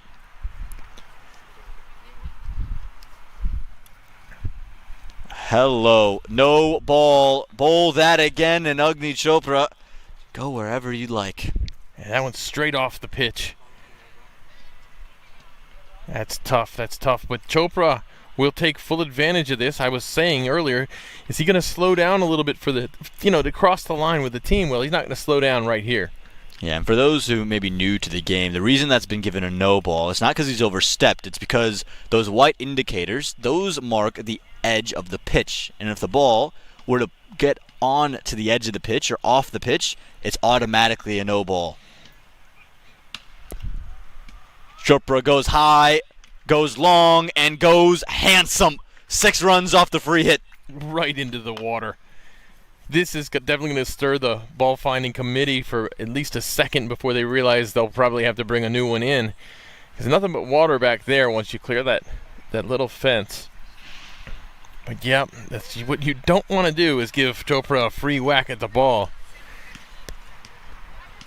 Serve one up to him on a platter like that. Yeah, and here becomes where the plan is interesting. I think for the Baltimore Royals and Agni Chopra, he might have just keyed into the tactic of going full and wide. And if that's the plan, the field's got to change. Here's why it was a free hit. Again, those white lines, that's just come right on the edge of it. And then that's the result. Trying to go wide, Chopra knew it. He'd already moved all the way across the stumps, and he was just able to cash in. Nate, I don't reckon that's a great plan with this field. And that's why he's now changed his angle. He's come around. But if you push it wide, point third inside the ring, ask Rithik Uppity the problems with that to a left-hander. Oh, absolutely. Wow. A touch of finesse from Agni Chopra. Just open the face and let it race away. What a beautiful shot there, Danny Morrison. Open the face and let it race. I like that. Great shot. Look at that. Well played. Look class of this batter right here. Showed the power, showed the finesse, and now Atish Gawand has got to show some resilience. Now it begs the question, is it Gaur, is it Gawand? Who is the bowler that goes to finish the innings off?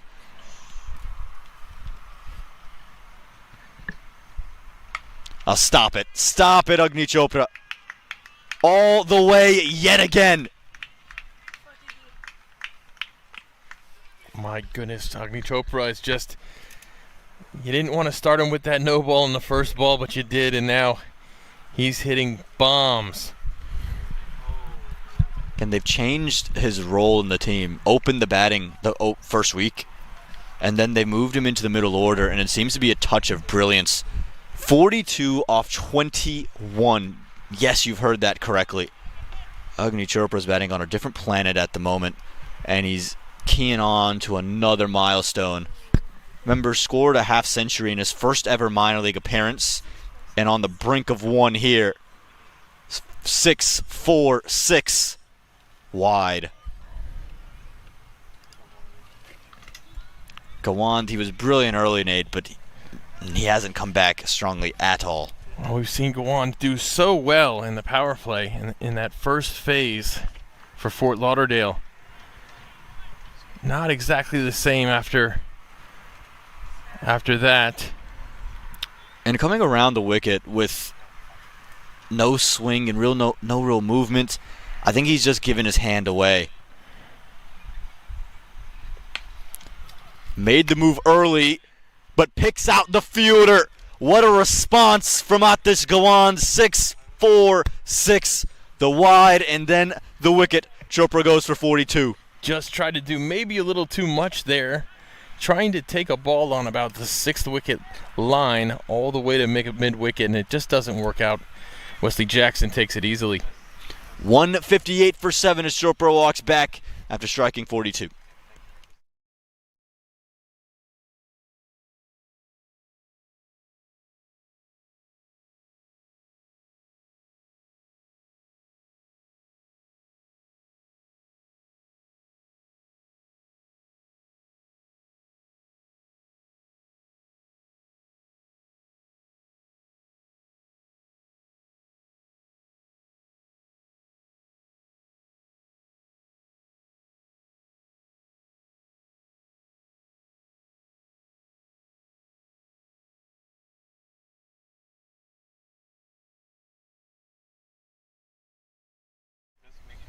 Aryan Batra, the young former under-19 fast bowler for the USA, represented them in that World Cup that took place down in South Africa. Out with the bat in an earlier position than he's accustomed to.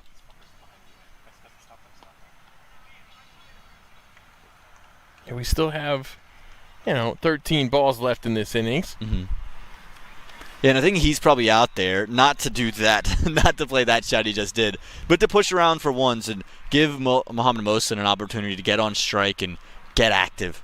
Yeah, I think you definitely want to bring Mohsin on strike here against Gawand, but there's only one more ball left here for Gawand, so. Mohammad Mohsin just pointed to mid-wicket. And he's saying there's a gap here. Put it on the leg side, we'll run for it.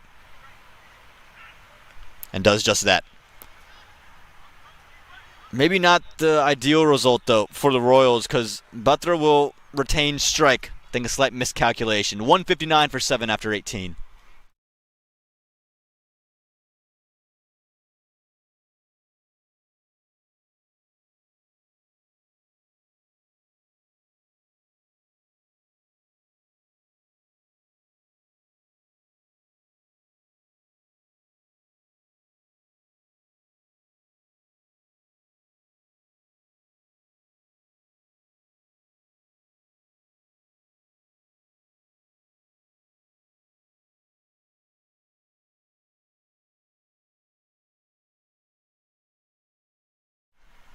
Couple of athletes out there. Oh, good down the hill. Save it. Yeah, there you go. Well done. He's got a strong foot, though, I tell you what. Yeah, there you go. Let's see the throw now. Is it a throw? Oh, a little punt. A little rugby-style punt. It's a Rovman Powell hill. Ah, yes, it is. Does well, Batra.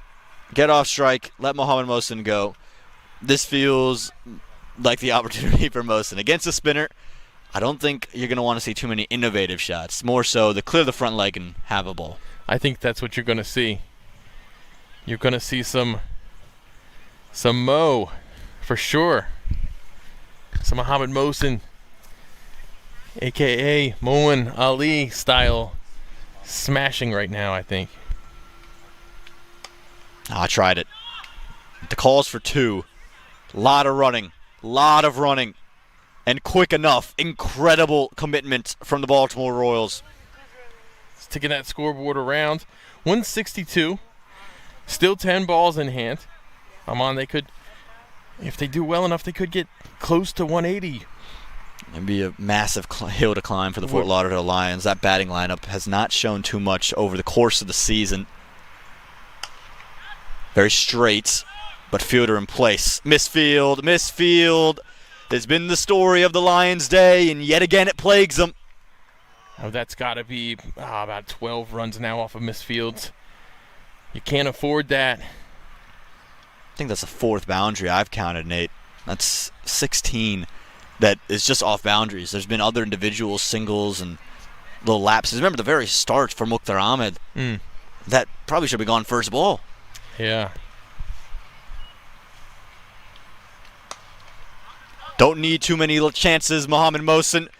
You make one mistake and the other will snowball. 4 runs. Just fine-tuning his shot from the prior ball. You see this one, he hits even more cleanly, more straight. Just a better shot, a better version of the last one. Kadakdan, he's actually had a really nice day.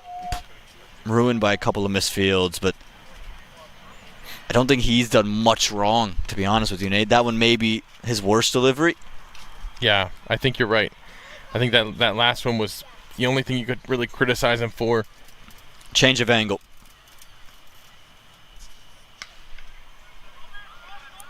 And no change of result off the bats, but Wesley Jackson, incredible effort in the field.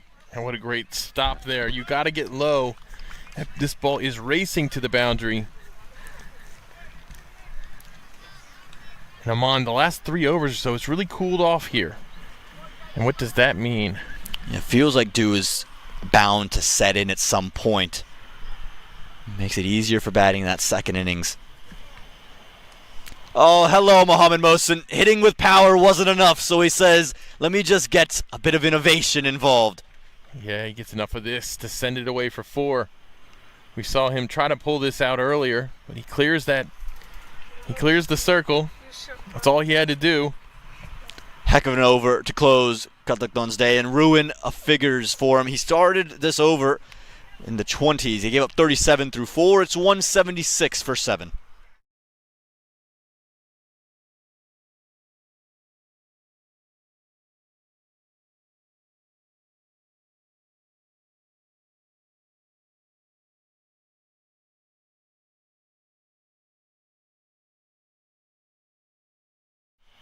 Gawand trying to close this over out. He's got Butler out there and the field spread out understandably, but you've got to try to limit the runs.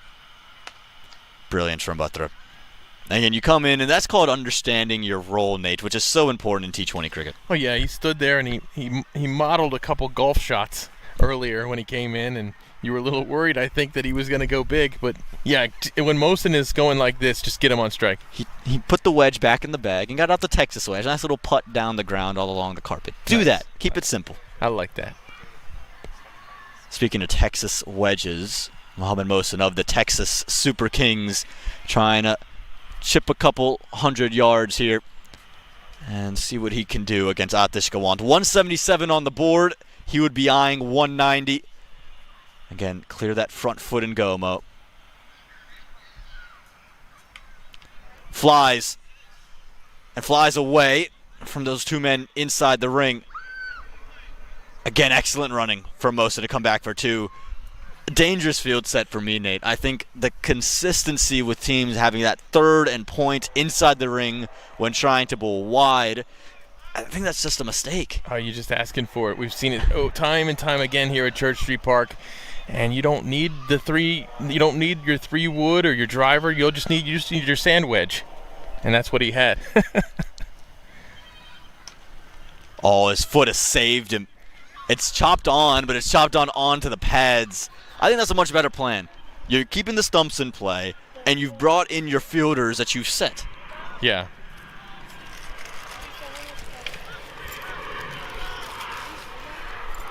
Gawand, he hasn't looked that comfortable, I think, moving since that fall that he took at the end of his second over.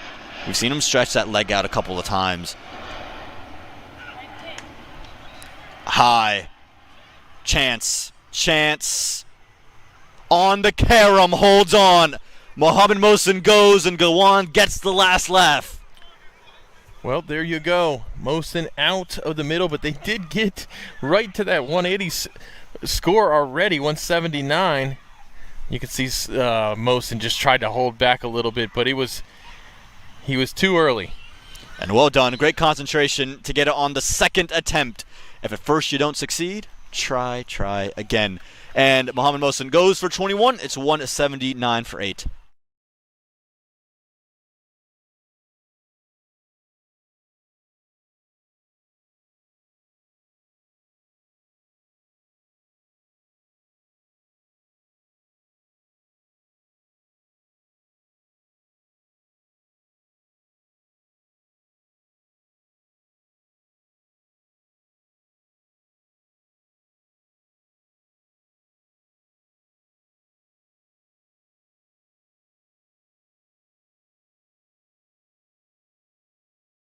Shiv Patel, the man from Canada, he'll come in now with the bat in hand. 21 years of age. Has been able to do locally, up north, some things with the bat. Has 2 chances now in minor league. And survives. And scampers away. 400 strike rate to start your minor league career. Yeah, you'll take that every time. You will take that every time. Not the prettiest way to get your first boundary today, but there you go. he just right off the corner of the front of the face of the bat. Sometimes it's better to be lucky than good. And you look at Shiv Patel. One more chance here. Baltimore Royals well above 180. They'll feel very comfortable with this. So this is all bonus runs now for the team in gold. Go on, could have a 4th. Rampersad wants to claim it, does claim it, rightfully so. And 4 wickets to Atis Gawand, and Patel's day comes to an end, and the Lions show great fight. Great fight, but this Baltimore squad can put up the runs. 183 for 9. Losing 9 wickets and still scoring like this at Church Street Park. What a great job. They've done well in the death. They did great in the first 10 overs. There was a little bit of a lull there, the 6 overs after the break. But you can take a look there. Yeah, you look at the big scores of the day. It's Agni Chopra and the quick fire 42 off 22, and then Gunarjit Singh 37 off of 22. You mentioned those lulls, but aided with Sharad Lumba, with Mohammad Mohsin as well. And the Royals managed to climb their way to 183. It was a topsy-turvy day with the bat, but the Lions with the ball, they dominated in periods, but their fielding probably let them down at times. Yeah, kind of topsy-turvy on both sides there. Vinit Tagarsi was the only truly expensive bowler. Gawand with 4 wickets, tremendous stuff. Rashesh Behera really brought the game back into question. But what a good job by this batting side of Baltimore just to keep their foot on the pedal. Well, the Lions, they gave themselves a chance. 184 when we return under lights. The Lions looking to register their first win this season in minor league cricket. Will they do it at Church Street Park against the Baltimore Royals? Or do the Royals find their way back into the top 2? Join us when we return to find out.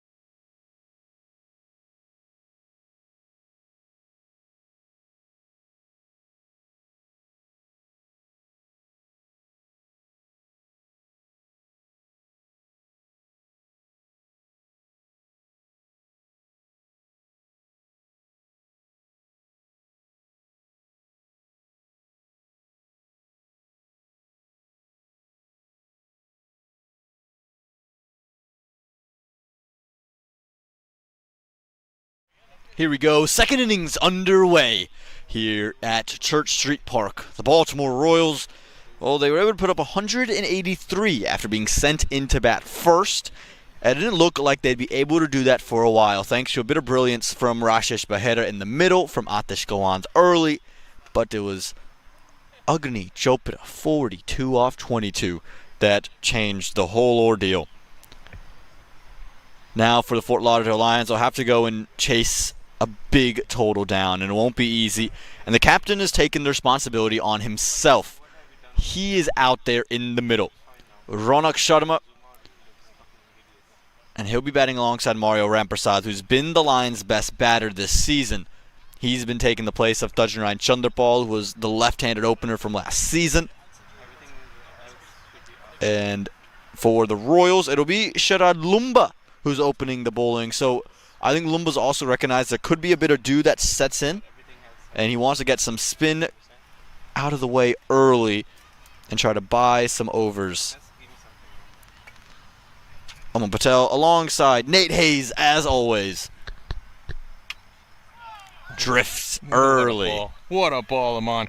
I'll tell you what, this is probably the most beautiful night we've had of this season. We've had some beautiful nights, but it is gorgeous out here tonight. The sky is so pretty. There's no place like Church Street Park under the lights. No place like standing at Gully as well for the right arm orthodox. And the thing to note about Lumba is he's going to bowl like a medium pacer. And the meaning there is the seam is going to be up. It's going to be presented, and it's going to be used to try to swing the ball around. So for Ronak Sharma, got to be very careful, because then the odd one will spin back in. So you have to treat him like he is an away swing medium pacer. And we've seen this type of bowling works very well at Church Street. And with the dew, I'm not sure if it's much of a factor yet. It hasn't come in, and I'm not sure it is going to come in, Nate. It feels like this is as cool as it's going to get, and the ground temperature actually is quite warm. We had about, what was it, about the 17th, 18th over last innings where it got cool quickly. Straight, hammered, and first runs for the Royals. Mario just whopped that. Just popped it. Sorry, Sharma. Sorry, quite the difference there between the two. Yeah, Sharma really whacked that. Short and sweet. Yeah, it is Ronak Sharma on strike, the right-hander. Mario lefty just at the non-striker's end at the moment. We'll try to get that fixed on the scorecard. Ooh. Just moves out the slip, and insult to injury runs into that region. Two of them. And you saw that drift, a.k.a. swing. Quite significant on that ball.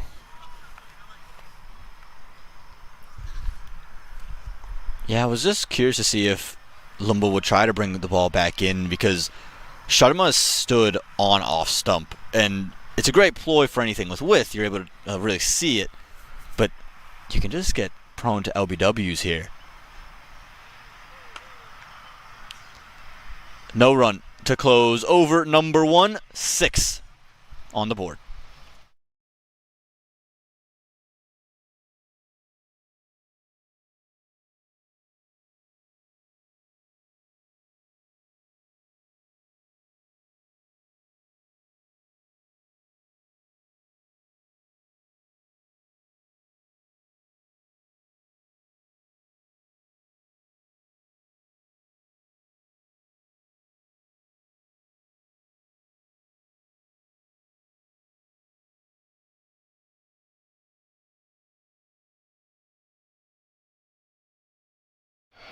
So, Aman, we got Donwan coming in through the attack. How much fast bowling do you think we'll see today from this Baltimore side? Yeah, it's curious because typically the Royals will only use Dhawan and Adil Bhatti. No Bhatti today.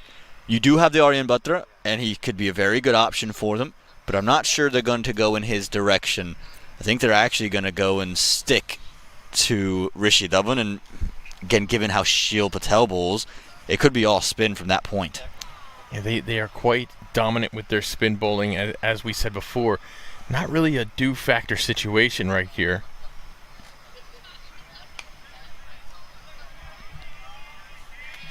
I'd love to see Batra. I want to see Batra. I'd like to see a full quota from Batra today. I'm excited about the prospect of that potentially happening. And I think he'll split overs with Shiv Patel. I think that's how they're going to play it. Obviously, you know who the 4 bowlers that are going to bowl their 4 are. Dhawan, Lumba, Mohsin, Ludda. And then it's who's the 5th bowler that's going to come in. Shiv Patel gives you the left arm spin option, and then Batra is your second seamer. So, you know, you might start with Shield, and if he goes awry, then you go back to Batra or vice versa. Picked up wonderfully. The most informed batter for the Fort Lauderdale Lions gets his day underway with the boundary. And that one took a little bit to get there. It was crawling. You see Kamarjeet Singh retrieving it. But as you said, Mario Rampersad has been quite good this season for Fort Lauderdale. We spoke to him last week or the week before. He talked about how he really wants to make it to Major League and what this young squad needs to do, you know, to improve every week. But his goals are big. And he knows he has to score and score quickly.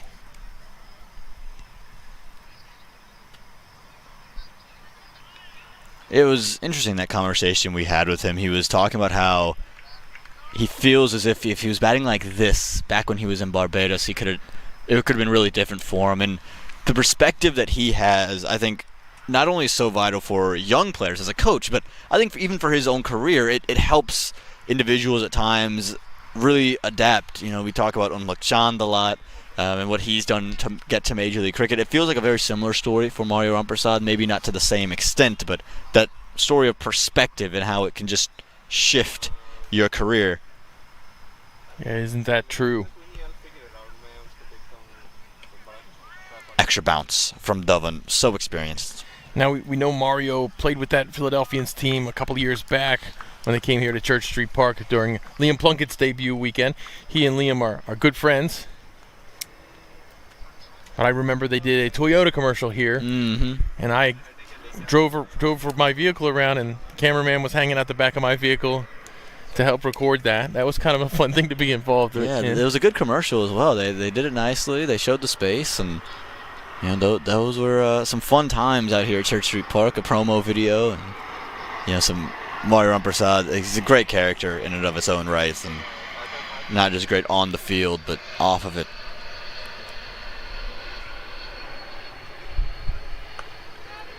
Excellently carved, wonderfully picked up, and beautifully played away.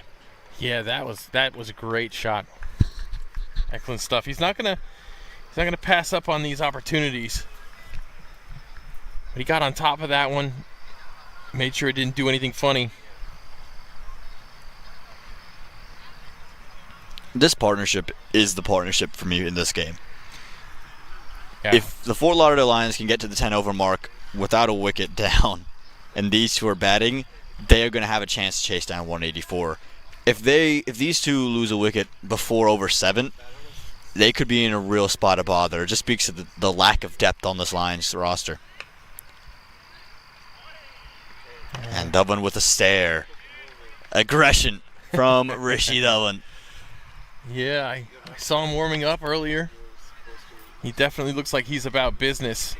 That's for sure. But let's take a look for a second at Mario Rampersad's stats. He's got a 29 average in the power play, where he strikes at 111. I think he does his best in the middle of the overs, though, where his average, if he can make it to the middle overs, his average this season is 57 in that stretch. Picks up the strike rate a little bit there.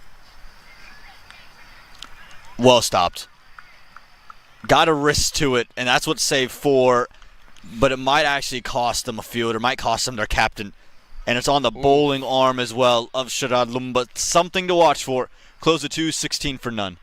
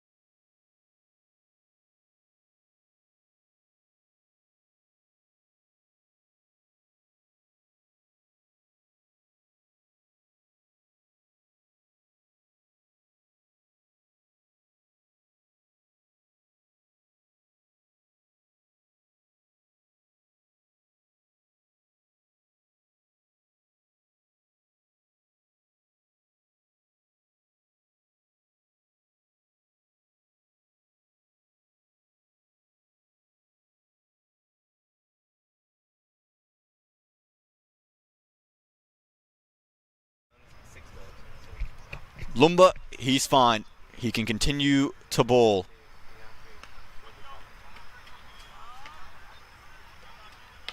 And it's not Mohammad Mohsin with the ball in hand. It is Sharad Lumba. Yeah, Lumba.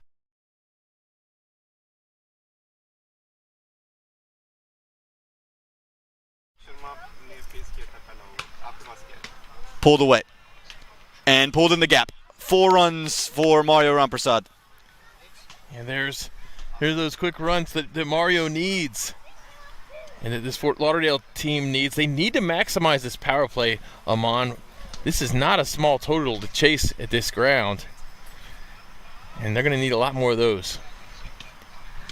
And what's rather interesting is Lumba almost prefers the right-handers to bowl to because he gets to present the seam. I would implore him to present the seam even to Ramprasad on the front foot.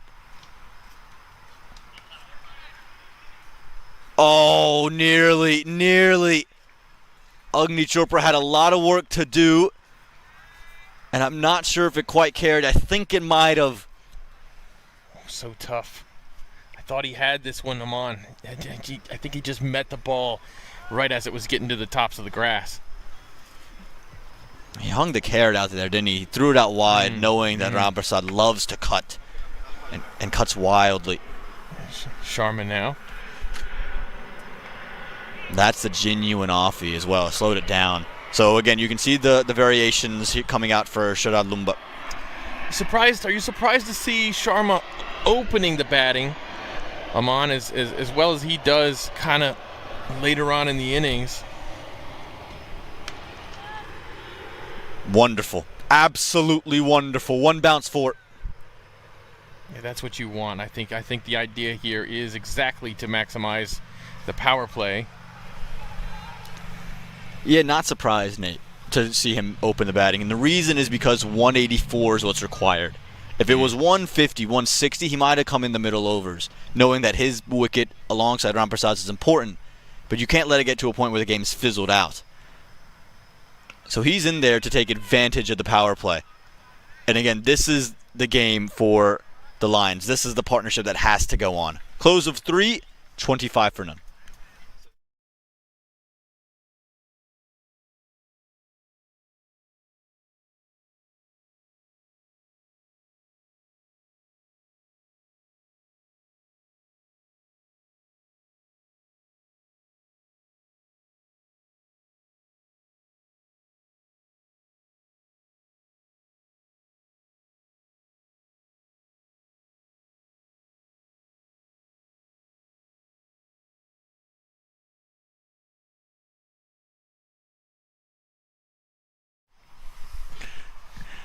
Second slip in for Rishi Dhawan here.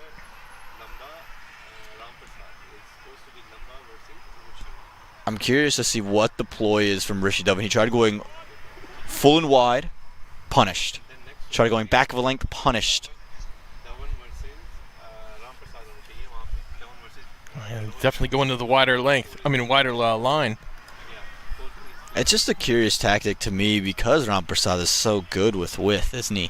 Yeah. He's great with his hands, and if you don't make him play the bit of swing, I don't think you're really challenging him. So you can go wide and try to push across him. I would just say you got to do it on a length.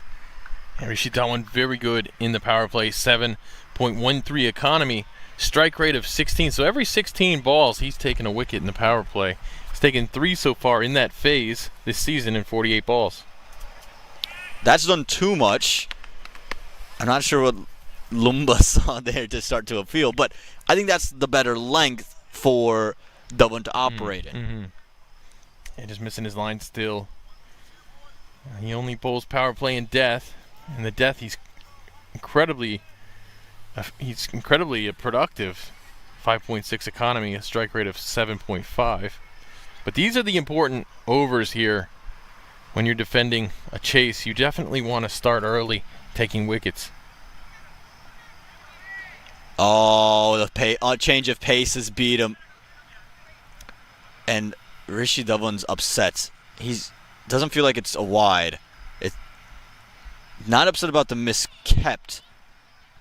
Oh, I think that's harsh. I think that's really harsh, Nate. the wide there. Ooh, that is a harsh wide. It's moved a lot after it's past the That's crease. Right. That's the tough part with this arm angle. With this angle, bowling across the batter like this, it's difficult to judge the wide line. It is difficult.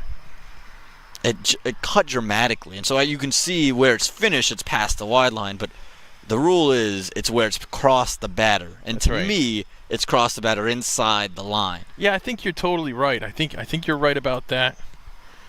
I think that was totally a good delivery, but he'll have to redo it. I think Devlin might get a warning here. We saw the umpire just have to look around, and yeah, you can see him just having a word right there. I think he's just warning about the neutral area. I don't think Devlin was in it per se, but just to keep himself away from it. The neutral area is right in front of the umpire, and basically the reason you don't want as a bowler to be in it is you obstruct the view of the umpire, and so now you can't give the LBWs, can't give the outs, can't give the wides. Well, we've seen him do it before. He does get quite close to the stumps.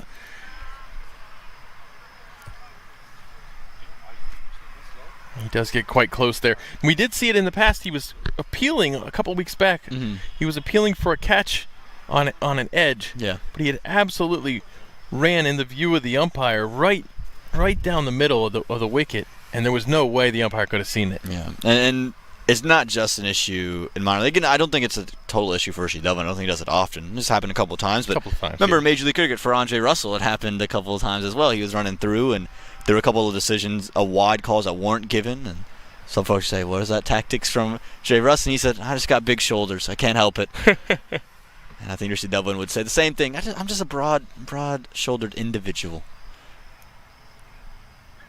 Excellent. That's the length I'm talking about. Leave Mario Ramprasad, but make him play at it. And once again, he was awfully close to that zone that you talked about. Running right down the middle of the wicket almost.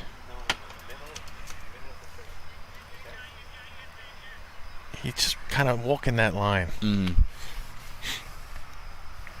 Quiet over so far. Yes, the extras, but Devlin hasn't given up many runs off the bat.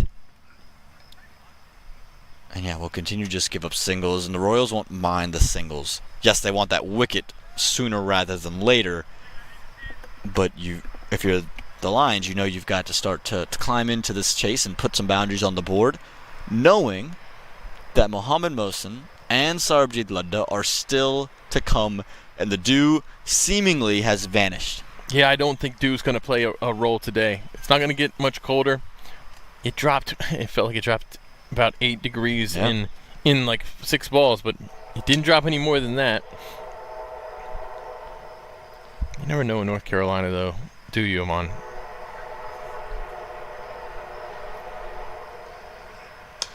Wow. Hello, Ronak Sharma. Sharma really put himself into that. On here, pitches it right in the slot there for him. Not the worst delivery.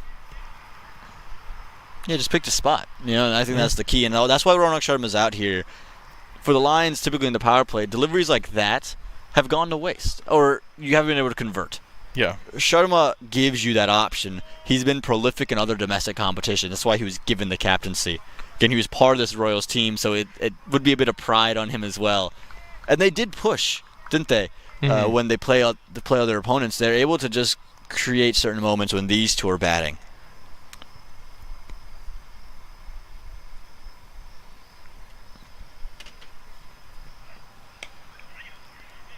And then you can do this. A single to close over 4 and a productive 4th over, 38 for none.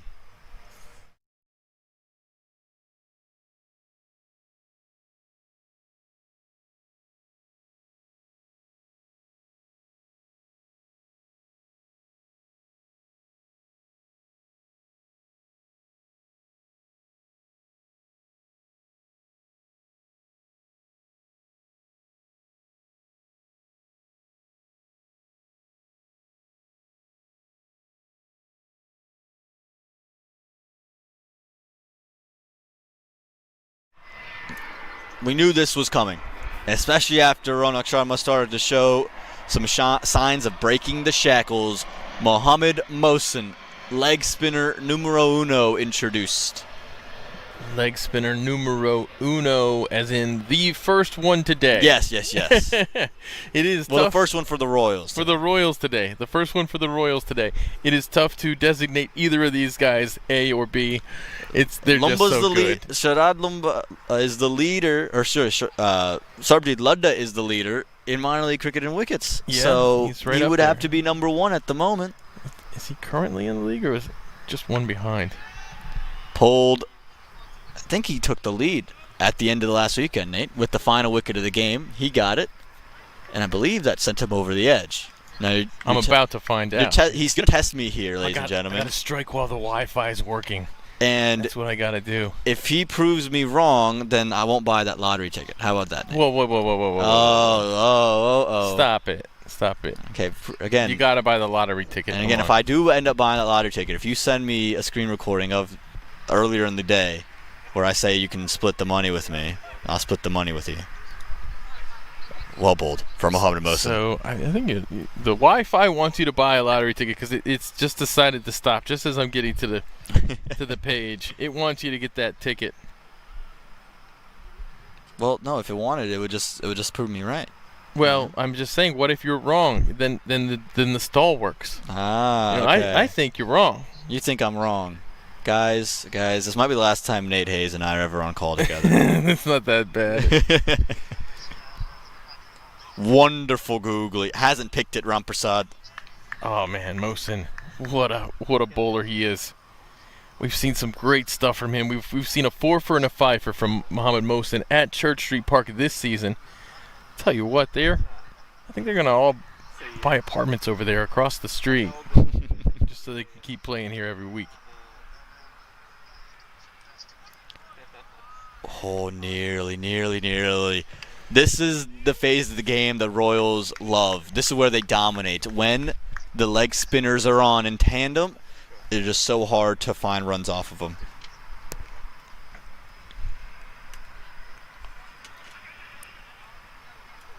Brilliant start, Nate. Brilliant start, and all that firepower early on in the power play seemingly vanishes here in the fifth. And Aman, I'll tell you, we don't see a lot of Baltimore playing under the lights here. From memory, they seem to always be playing in the daytime here, 2/3 of the time at least. No slip. Oof. And overthrows? No overthrows either. 2 runs from Mohammad Mohsin's first. You expect any less? 40 for none.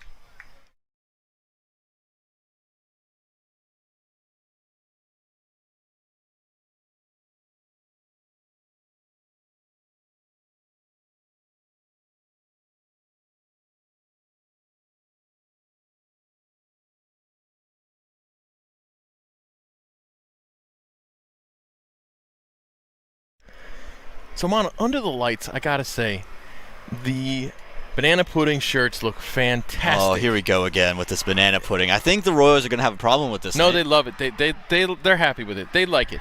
I'm telling you, these guys, they love me, man. They like it.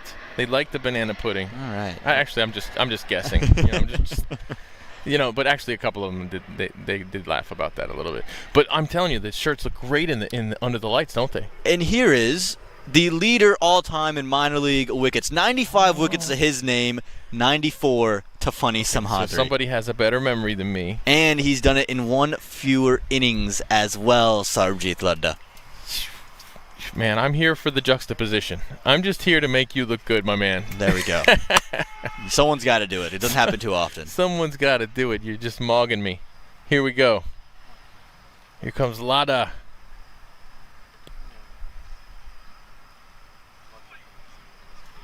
Well, this one's racing away.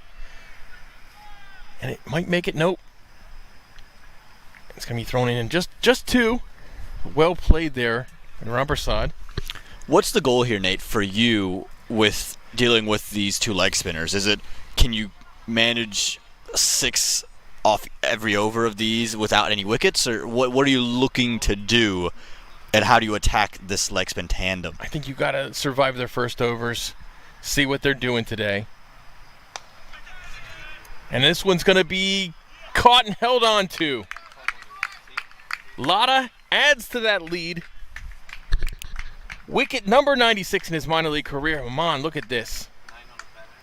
Yeah, just impatient. You said survive the first over, try to send a message, but just picked out Aryan Batra. And again, this is the key cog in the Lions batting machine. He goes for just 18. It's 42 for 1.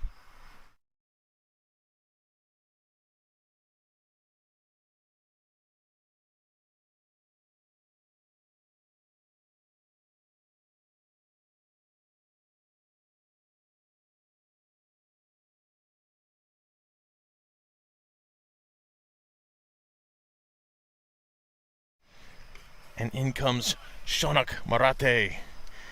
Aman, you reminded me there while we were muted that I actually did say that on our show on Wednesday, our live show that we do on MLC Network on YouTube.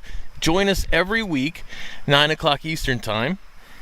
PM, 9 p.m. Eastern Time. PM, of course. MLC Network, Minor League Cricket Live. We'll have all of Week 3 in tune for you. We'll present you with highlights, with some analysis, and we'll announce some players of the week, an emerging player of the week. We always love to talk about the young talents. The top 10, we scramble to do that one every week. It's always fun. And if you guys, obviously you guys are the Minor League Cricket fans, so we're here to give you the content you want and you're after. If you guys have plays that you think are top 10 worthy, send us a clip, send us the games, send us, the moment, and to give us the time and the scorecard. We can go find it. DM us. We're looking for good news all the time these days. Find Nate on Instagram and Twitter at CrickFanUSA, and then you can find myself on Instagram and Twitter at APSportsNews_. Again, that's Nate at CrickFanUSA and myself at APSportsNews_. Shonak Marate, young bat, showed some promise early with the Lions. Remember that game against the Raptors? Out in the number 3 position. Ooh, it looks like it's going down the leg, Aman. It's going down the leg side. I think the umpire agrees. You know what's a tell? Sarvjit Ladda didn't appeal.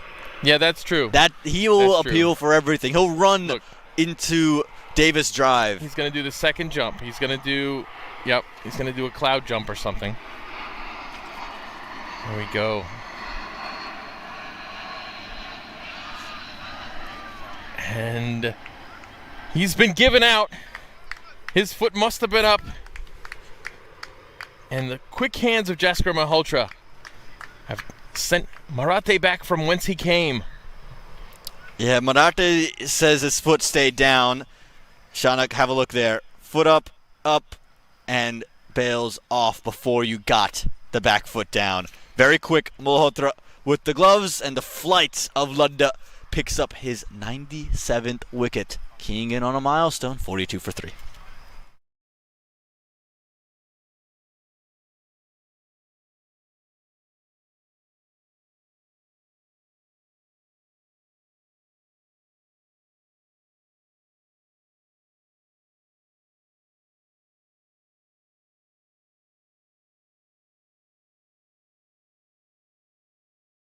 I just want to have another look at the replay. I might have just been a little bit harsh here on Shonak.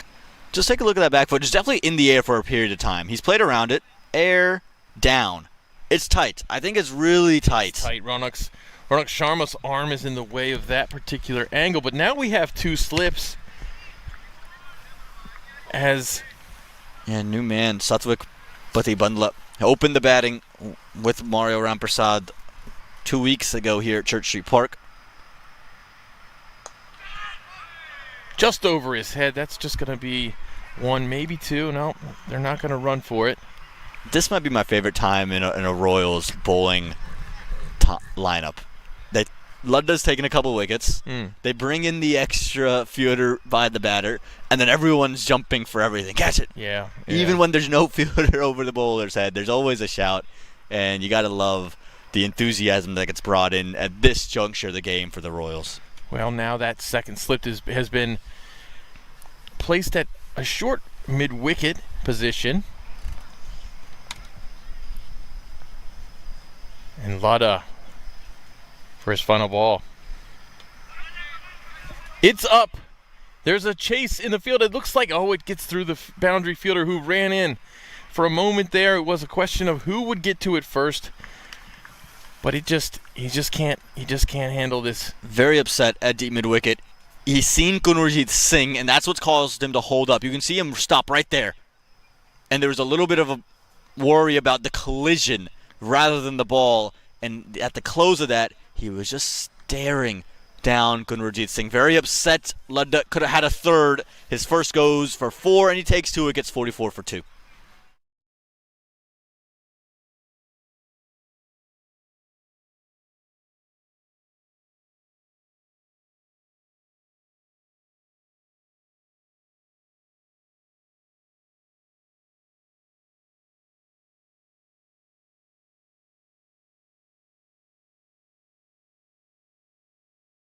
Yeah, Aman, that was quite the pursuit there. Coming from the inner circle towards the boundary, and I think it got in Mukhtar's head a little bit, but here's Mohammad Mohsin. Got a front foot defense there. And Mukhtar Ahmed's usually so good in the field, and so that's why he'll feel disappointed by that, because he'll feel as if he wasn't given the opportunity to make that catch. Again, I don't think you can blame Gunwarjit Singh for running back. It's an in-between area. That's just where your calls come into big play. He was coming like a freight train, though. I can definitely not blame Mukhtar too much. You can understand both sides, no question. It was effort on both sides. Ooh, almost a half tracker there. But Aman, I think this is why it's important to talk in the field. I think if you're Gunwarjit and you're running that fast, you gotta say, you got it, it's yours. Just let them know. Oh, Just Grunt. Where'd it go? Is smile from everyone behind the stumps, because I think that was an edge on it. Yeah. I'm not sure it quite was an edge, but that was funny though. Always value. Oh, that one gets through. How did that one miss, Oman? How did that miss? Mohammad Mohsin, he is a magician, and he might have just got the ball to go through the stumps. How many times do we see Mohsin either throwing up his hands in celebration or throwing up his hands in frustration that he just missed third time's a charm here, Nate. Well, that one gets through the infield. They're not going to run 2, though. I think they might have been able to get there, but I think Sharma wants to get on strike right now. Prize moment here, too, because the Lions have their required run rate has skyrocketed above 10 now, and they haven't been able to find the runs in the last couple of overs. So Ronak Sharma, he's got to do something against these leggies. That was a bit of a full toss, but dipping, and it's going to be a dot ball to end the over. 46 for 2.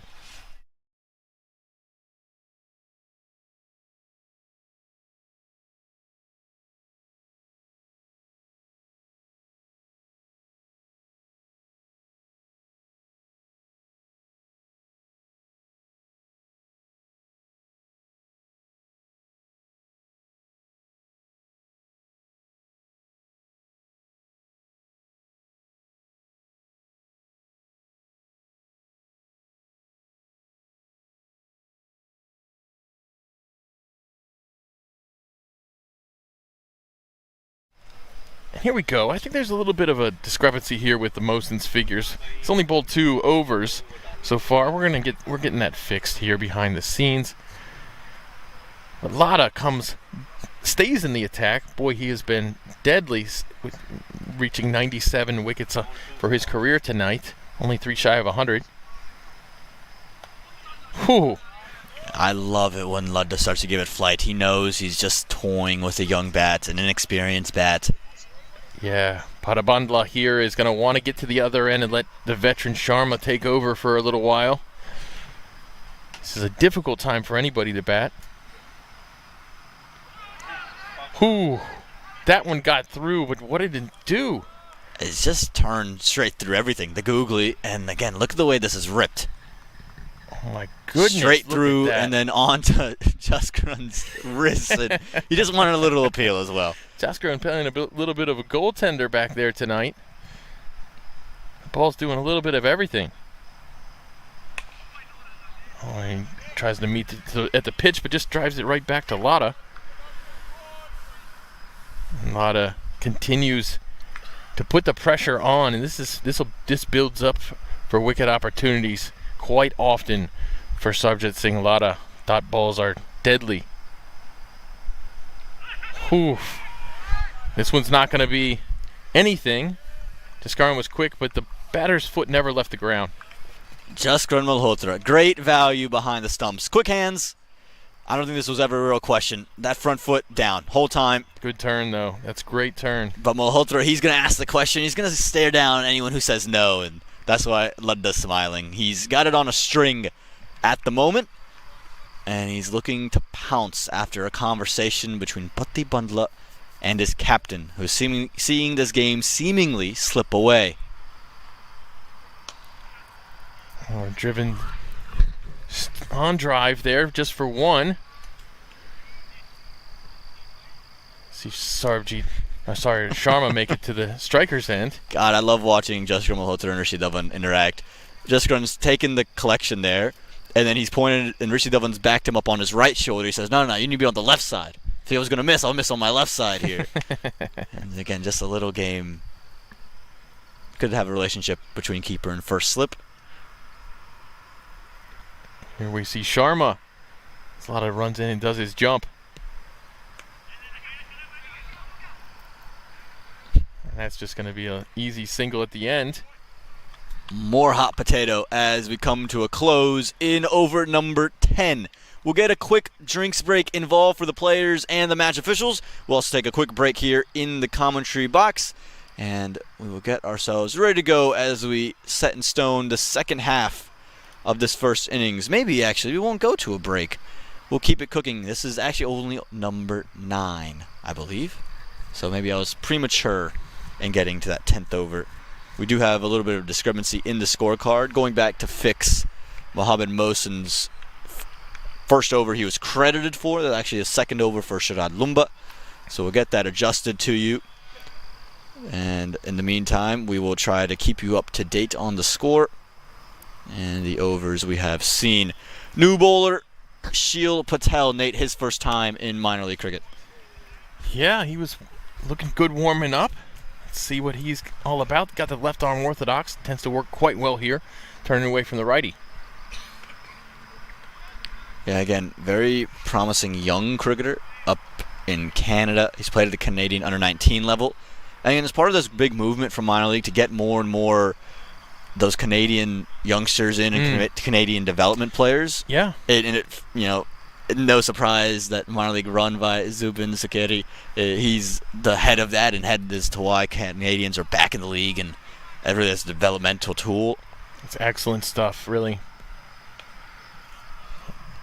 Yeah, stronger North American in cricket is great for both countries and all the countries involved. And ultimately, a stronger minor league is better for all of our players. Yeah. So get Canada's best over here, play them as domestics.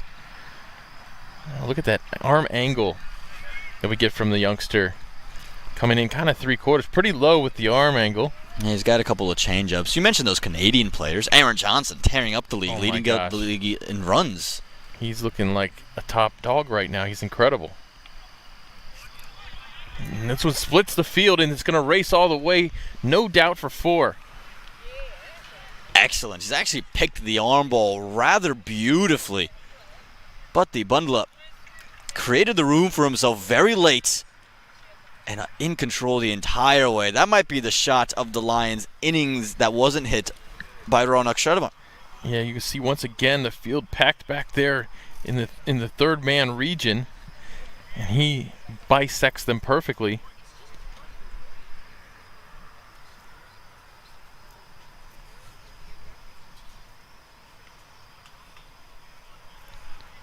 Dangerous ploy to keep playing that shot, though. Again, you see Patel continuing to follow Patti Bandla.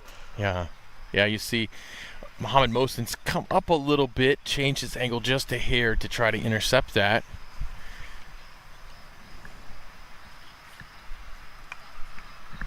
And this one goes to point, deep point. It's just going to be 1 run.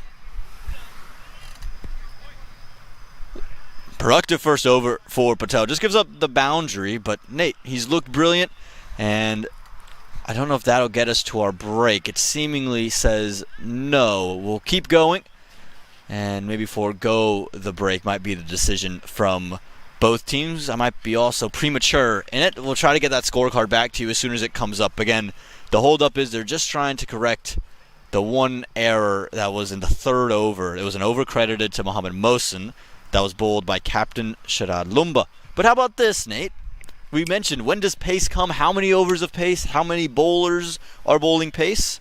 Give the youngster a go. Your man, Aryan Batra. Batra, I said it before. I'd love to see him get his quota here. I don't think we're going to see that today. We might, but we're going to see at least an over from the young Aryan Batra. Very young, promising fast bowler here for our USA fast bowling depth. Yeah, great with the cutters. I think his struggles in recent times of minor league have come from a lack of opportunities, really. So he's thrown in with one over and try to figure out very quickly. Well, that was a good length there.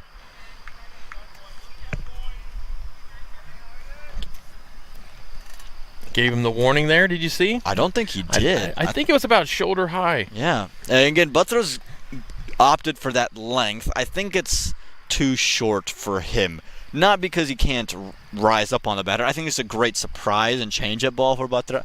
But his biggest skill set is his change of pace and his cutters.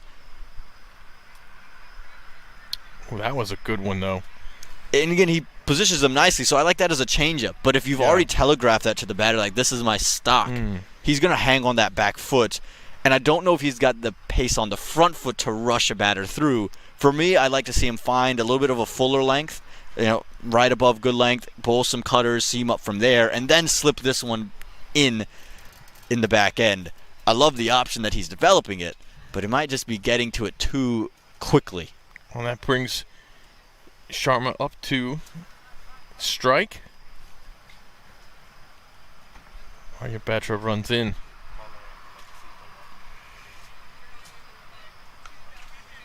Ooh, that one's cut. Beyond the field, it's going to race away. The fielder can't get it. That's 4 runs there. And Sharma gives him 5 in the over. Yeah, again, he knows it's going to be short and is going to have a bit of width. Now, he's reacted to the inward movement nicely, but because Batra's bowled that delivery 2 times already, he knows he can position himself firmly on the back foot. That's why, for me, a great change-up delivery, but not a great stock length. Yeah, you're right. And you can see Batra kind of leans away as he delivers the ball to kind of bring his arm directly over the top of his head, straight over the top. You'll see it here.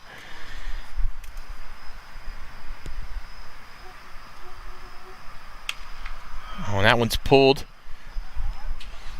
And you mentioned the arm slot, and it suits him because of the action that he has. You notice he doesn't get side on, right? A lot of times the jump initially is to get side on. His jump keeps him front on, and then his left foot, his landing foot, is outside of his frame. Yeah. So then he's falling with his body onto that front foot, and it forces him over to his left, and his arm just follows. So he gets a nice natural inward cut off of the surface, and he's utilized it well. Again, little nuances with everyone's bowling action. And I think, again, if he's fuller, he can take more advantage of it. Ooh, that one's well delivered.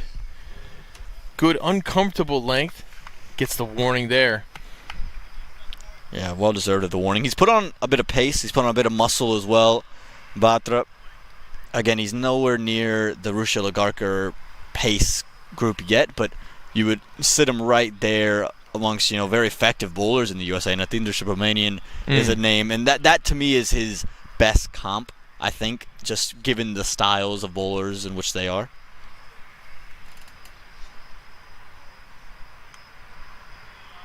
That one's played well late, but just one. A pretty tidy over here from Batra. Save the boundary. Looks like now there's going to be a little bit of a break. Yeah, that'll close over 10, so I was just 2 overs premature. We'll get that little break in. Hopefully by the end of it, we'll get you an updated score. Stick with us, though, because the Royals feel like they're going to get victory, but you never know with Ronak Sharma still out there in the middle. Join us when we return.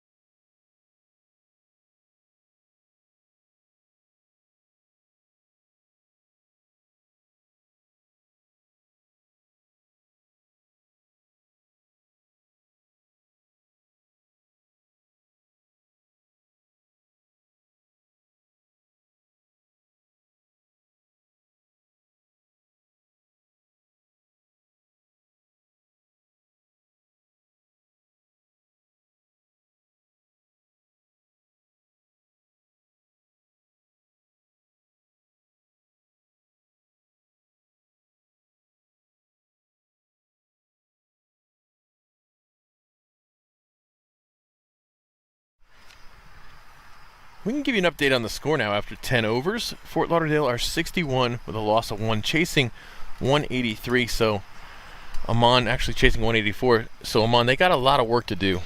Yeah, and again, it's Ronak Sharma. That's the key, isn't it? It's always going to be about the fact that your captain has to score big runs, and Bhatti Bandla has got to just find a way to get singles. Yeah, the boundary is great, but if you couple it with 5 dot balls, you're just not in any position. And here's Shil Patel.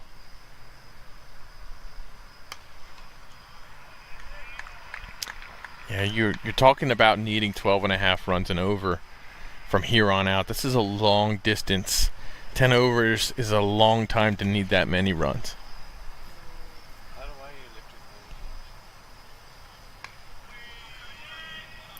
And again, I think for Bhatti Bandla, he's just doing too much. Find your scoring options. What are your regions to score? That's a delivery you could easily tuck into a vacant square leg region and find 1, maybe 2. Yeah. And that's going to score it through with just the 1 run. But that's the 3rd ball of the over. Yep. So now you've put Ronak Sharma in a position. He's going to have 3 balls, trying to score 10 runs, so he's got to get 2 boundaries. And you're basically out of the over if you don't score boundary on this ball. Yeah, that's right. And Ronak Sharma, you know, his strike rate in these overs is only 88 for the season. He comes on really well at the death, but he's got a long way to go to get there. Oh, just over top of it. And he's been given. He's been given. First wicket for Shil Patel in his minor league career. Ronak Sharma, a touch unhappy about it. Maybe unhappy with himself. Let's have a look. Let's have a look here. Might have just got a piece of it. There was a big appeal. There did seem to be a noise, so you can see where Vijay Mallela has raised up his finger, and he doesn't miss too many. And the captain goes, and seemingly the hopes go with him.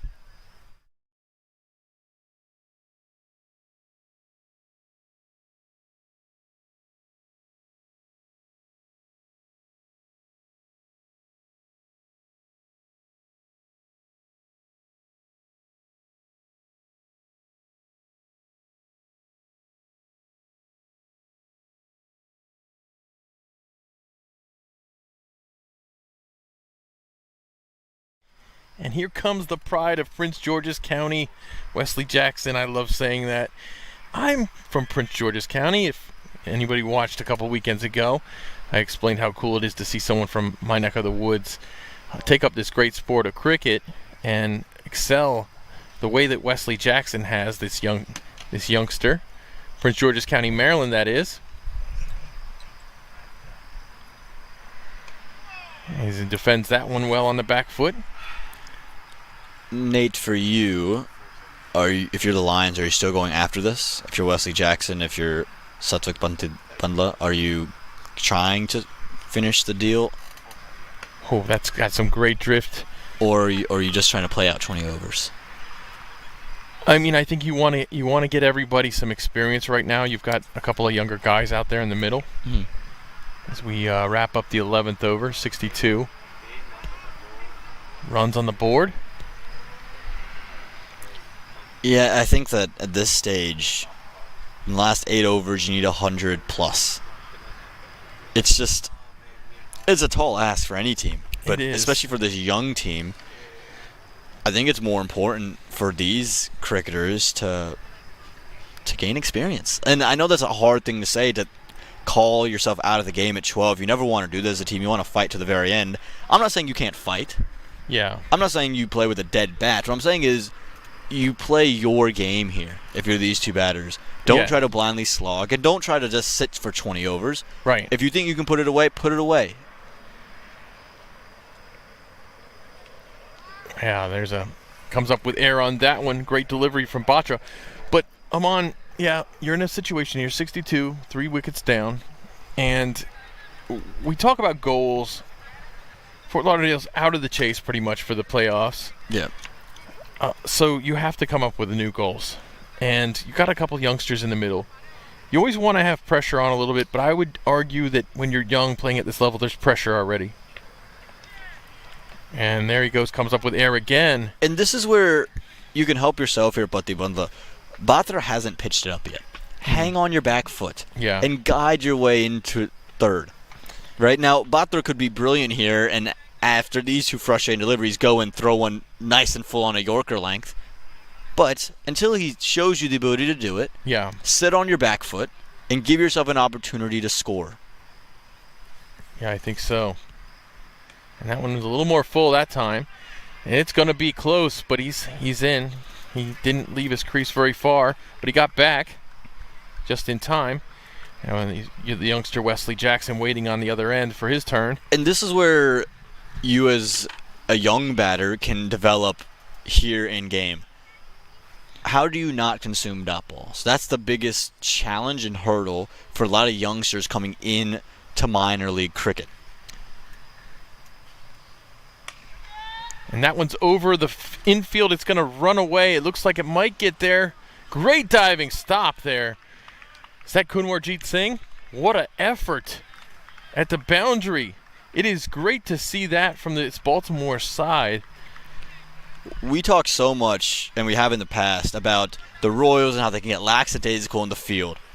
Kunwarjeet Singh, in a game that's basically wrapped up with a pretty bow for the Baltimore Royals, has saved 2 runs there through sheer commitment. He's run from backward point, Nate. He ran a long way. I almost wrote that off as a boundary right away. But I'll tell you what, I don't think that he knows what the word lackadaisical means, Aman. I don't think Kunwarjeet Singh is the type of guy who's going to ever take it easy based on what I've seen from him the last couple of weeks. And there you go, another dot ball from Batra. As Jackson But I think fails to connect there. Yeah, and I think for Patti Bandla, the runs that they found, the 3, why was that a great display? Yeah. He backed away and he was on the back foot. He sat there. So he found where his options were. He knew he could clear the infield in front of square. He was going to find runs. Well played there for 1. Yeah, there you go. Once again, he's hitting that similar length. He hasn't really changed too much, and that's the end of that over. 66 lost to 3, or 67 lost to 3. After 12.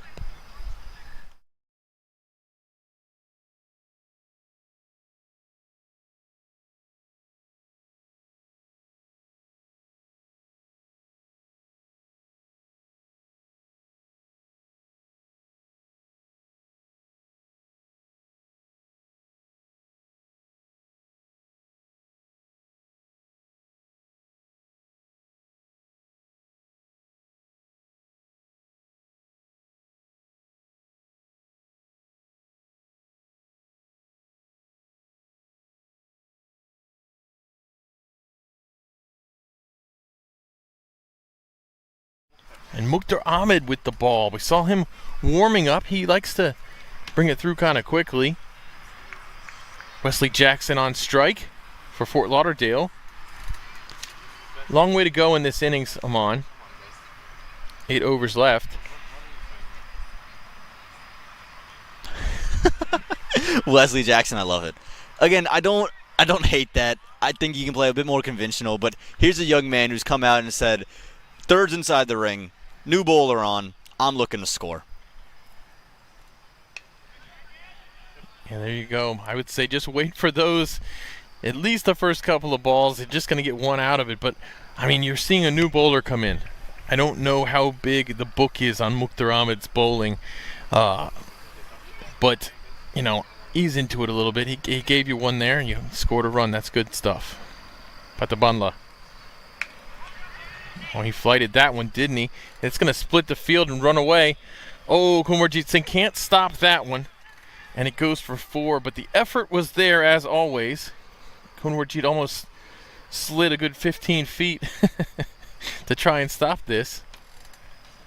Look at this. He'll just come flying into your screen. Yeah, he got into a great position, just his hands over the ball. But yeah. Supreme effort. I think that's something that possibly lacks for the Royals at times, just because they've been in such dominant positions. But Kunwarjit Singh is someone who we've seen give his 100% in every circumstance that he can. So yeah. I think if that's the example that you can lead by.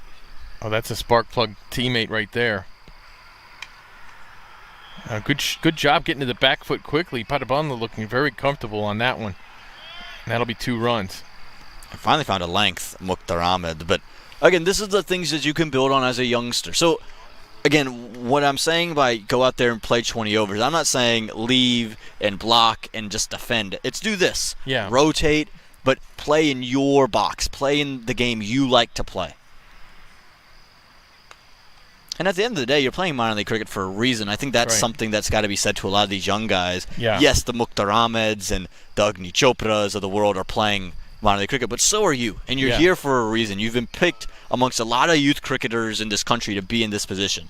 Back yourself in these moments. Yeah, back yourself. Learn what you can. And, you know, it's cricket after all. Play the game of cricket. You know the game of cricket. There we go, kind of in between minds there. That'll be the end of the 13th over, Oman. Fort Lauderdale are 74 with a loss of 3, chasing 184.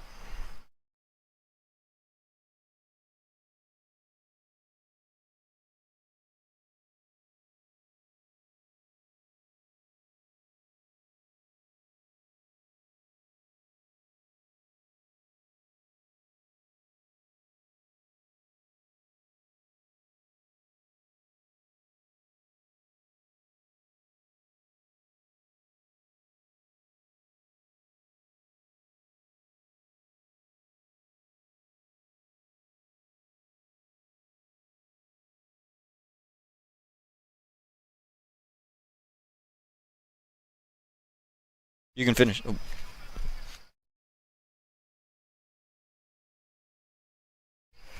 Mosin from the other end this time.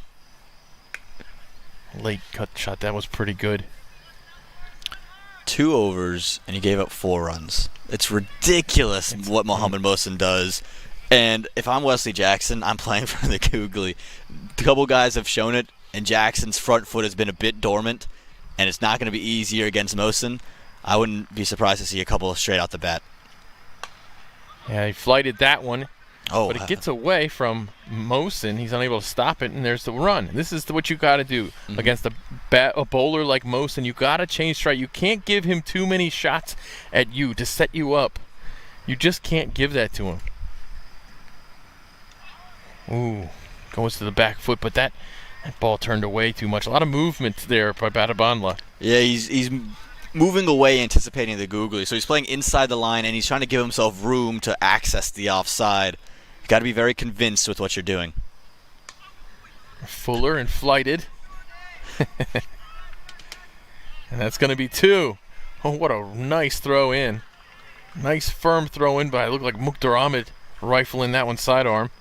I just want to have a second look at this. And Again, we've talked about real value from Southern wicket keepers, and whenever we can, to see that double, just want to see the beginning of it, just for one man in particular. Well, that one gets through, and it's going to be a wide. So if we can, Just the ball being rolled and hitting, just play that. let's take a look at that and what Aman's talking about here. Quickly, if we can. Again, there's always excitement and things going around and happening, and so again, we'll try to get to that as soon as we can.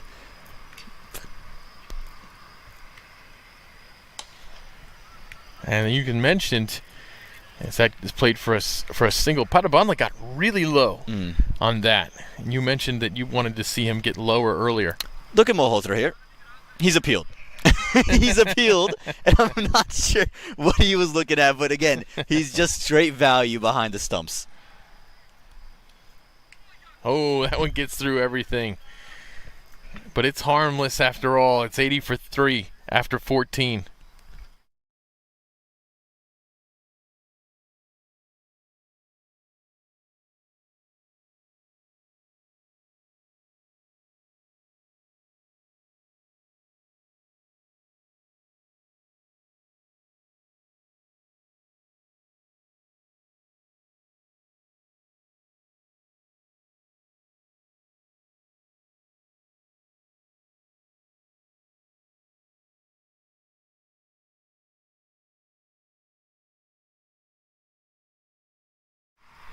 And Mukhtar from the Cedar Fork end.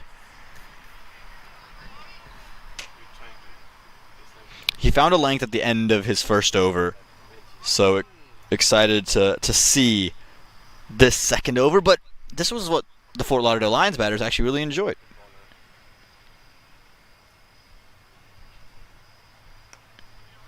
Good job there by Padabandla. Getting to his back foot quickly, making the decision, and just rotating strike. This is what you want to do in these middle overs here. And this is a great way to keep yourself in a setup and in a side, right? Again, you're looking into 2026 and that minor league season as a young group. Which young players you bring back and do you invest in?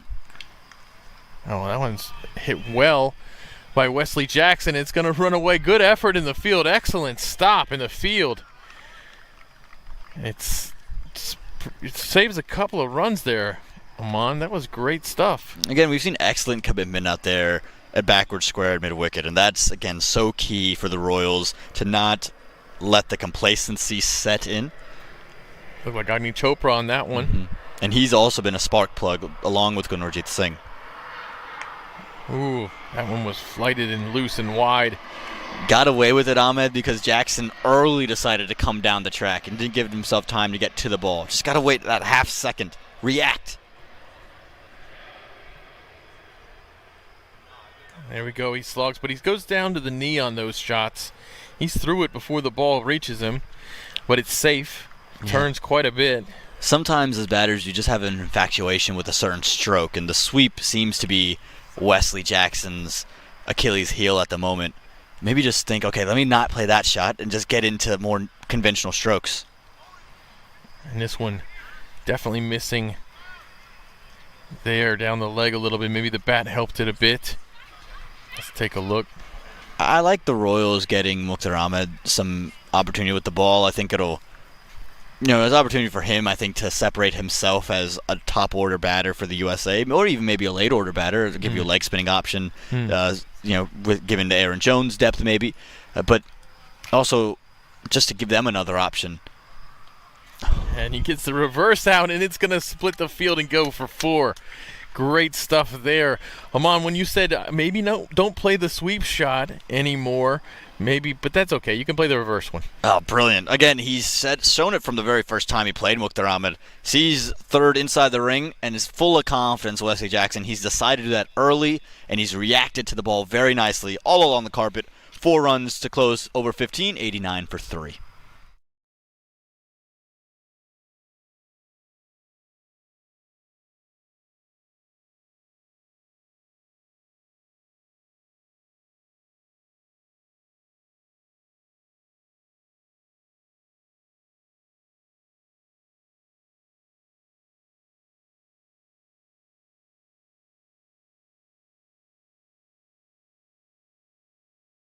Sarbjeet Ladda. Sarbjeet Ladda got 2 wickets already today.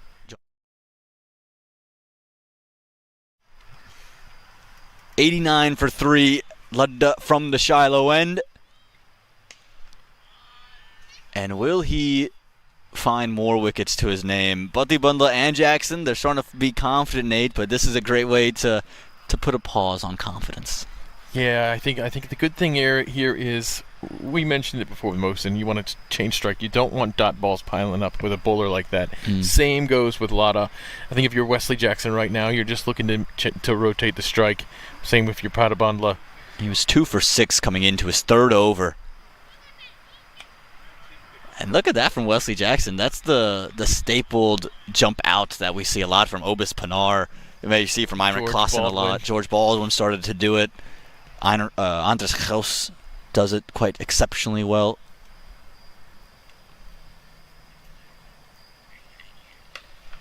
Ooh, he lifted this one. Lifted, and all the way, Wesley Jackson, get in!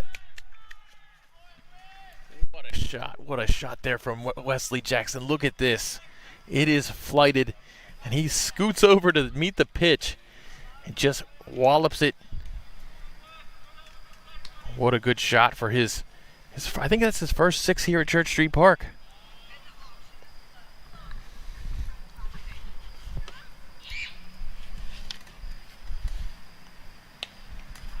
Yeah, knew the googly was coming. For Wesley Jackson, I'll do his confidence again, a world of good, hitting Ludda for 6. And then you look at the Fort Lauderdale Lions and that team, the expressions they made after the 6. They were cheering, probably the biggest cheers since their bowling innings. And again, it's just a confidence for a young man and for a team investing in a young talent. Oh, you love to see the Prince George's County 6. And he might be saying to the Baltimore Royals, look guys, I'm in your neck of the woods. Yeah, Pick me. Right. Yeah, that's true.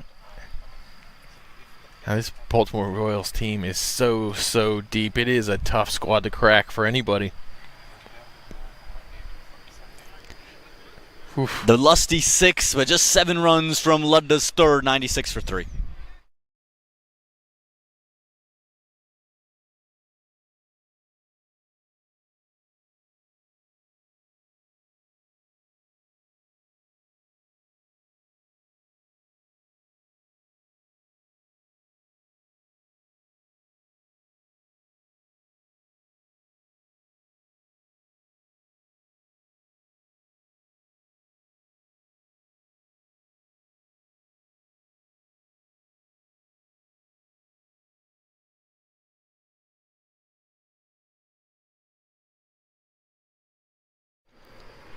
Mohamed Mohsen still wicketless. It feels like, Mohsen's either taking 4 or 0 here at Church Street Park. 4 or 5 or 0. And when he's taking 0, he's going for like 13. Oh, digs out the Yorker. Just digged it out. Well, if he's going for 4, it's a double hat trick we're going to witness here at Church Street Park, Nate. Yeah, the wonderfully named double hat trick. It's Nate's favorite name in the book. Oh, the googly. Oof. That one he just escapes that, doesn't he? Yeah, maybe it might have just been the top spinner rather than the googly. Just came pretty straight on. Yeah, got there pretty quickly. Quicker than it looked. And the reason that Mohsen's gone short is because of Jackson's proactiveness. He saw Jackson's movement, and so Mohsen looked to pull his length back. I'm impressed with the confidence of Wesley Jackson, walking out into a no-win situation, and he's come out and just played his game. Oh, just escapes the bundle. But Wesley Jackson, I don't think we can speak high enough about what he's done so far. And honestly, let's give Padabandla some credit too. He's looked better and better and better as the innings has gone on. He didn't look very comfortable early on, but I think he's showing some great promise as well.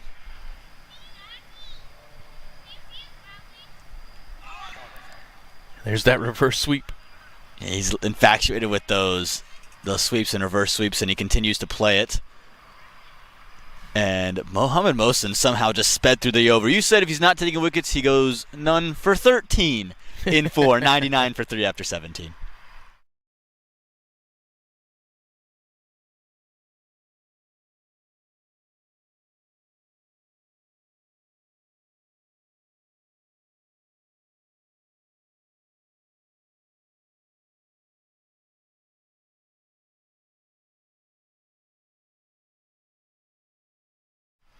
Well, the net run rate will go up for the Royals. They're not going to be able to bowl the lines out, barring a cataclysmic collapse here for the Lions. Yeah, if you're Fort Lauderdale, I think these youngsters have been in the middle for a good period of time now.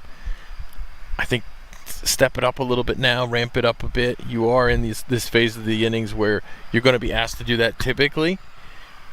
But Lada here still has an over to go, so maybe start next over. Take what you can get, I think. Plenty of action all around MLC Network. The Seattle Thunderbolts, they've just handed the East Bay Blazers a 36-run loss, led by Lahiro Malanta, former Morsel Raptor, 85 off of 37. Ooh. 7 4s and 3 6s for the elegant left-hander that used to light up Church Street Park. What a shot. Shot of confidence for Patti Bundla. It won't go all the way, but he's dealing with Ludda with confidence. Yeah, it's pretty safe. You put it straight enough like that, and you don't have to get every bit of the ball. And that's exactly what happened there. Put it right over Lada's head. Don't imagine Ludda's going to speed things up much for either batter. He's going to try to just give them all the time in the world.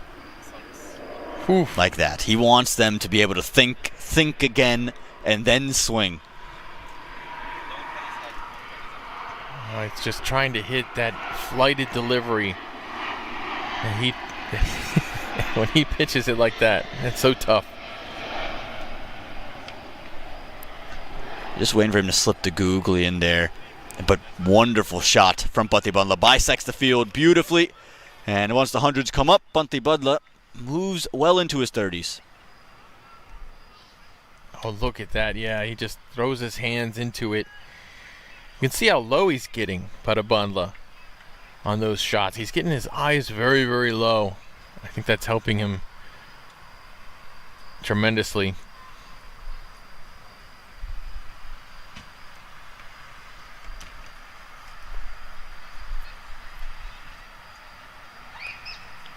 And he's watched that very well also.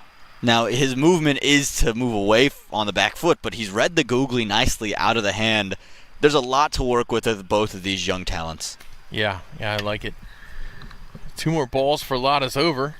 2 wickets for only 20 runs so far for Lada. Wesley Jackson on strike here.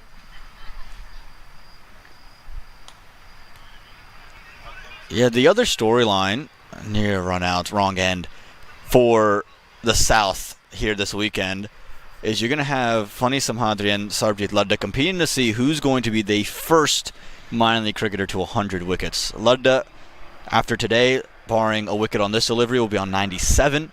Fani Samhadri's on 94. Both able to take fifers.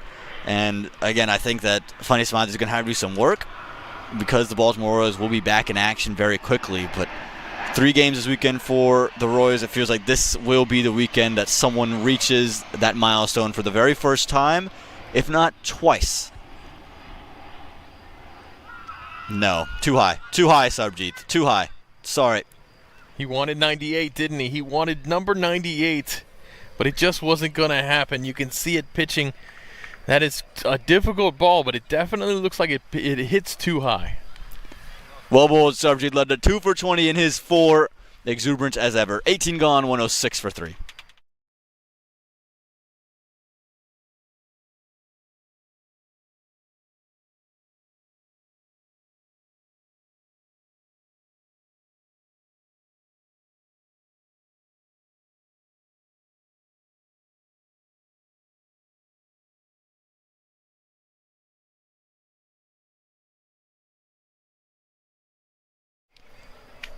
Shiv Patel to continue with the left arm spin. I like to get a youngster involved, and there you go. Maybe Butler to close. You'll never know until we get there. But first, the man that's only gone for 7 and 2 overs.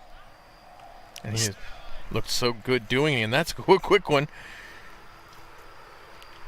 It was an overthrow, but they're not going to take it. What an option for the Royals to just be able to slip into this team. And this is no Adil Labati, but you get a left arm spinner. And you're just curious, could they bring him in more often? Do you see a place for him in this team consistently, Nate? Well, I don't think so, but at the same time, you have to be really happy if you're Baltimore to know that you've got the depth that you have in the spin department. I think also it depends on where you're playing. You could argue today that they could have gone 2 overs of fast bowling in the rest of the way with spin. But yeah, I think it's tough when you have pretty much 3 very, very good regular spinners on your squad. Straight to the man. Second wicket for Shiv Patel and a smile for Mohammad Mohsin. Yeah, Mohsin doesn't drop those. That one got there quite quickly because Jackson made great contact, but right directly into Mohsin's hands. Boom. Hardly had to move.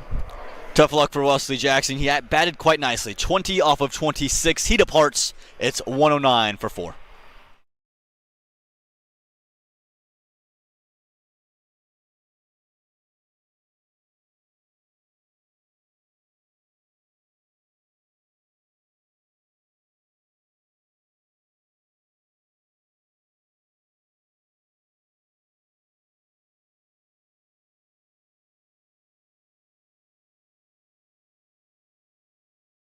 Nihil Katakdand walks out. Again, the goal now, just finish out 20 overs, show off a couple of your shots. Again, it would take some kind of a collapse for the Lions to get bowled out. But huge for the net run rate this, Nate, for the Baltimore Royals. We talked about the top of this division packed, and a washout against the Raptors last week is very hurtful. It is, and Baltimore has a very good opportunity this weekend if they can win each of their games, if the weather can stay away. There's a lot of ifs, but they've yet to lose, and they haven't even really come close to losing. And remember, it's not just that they've played the 2 Florida teams in Morrisville. They've played the Atlanta Lightning and handily beat them.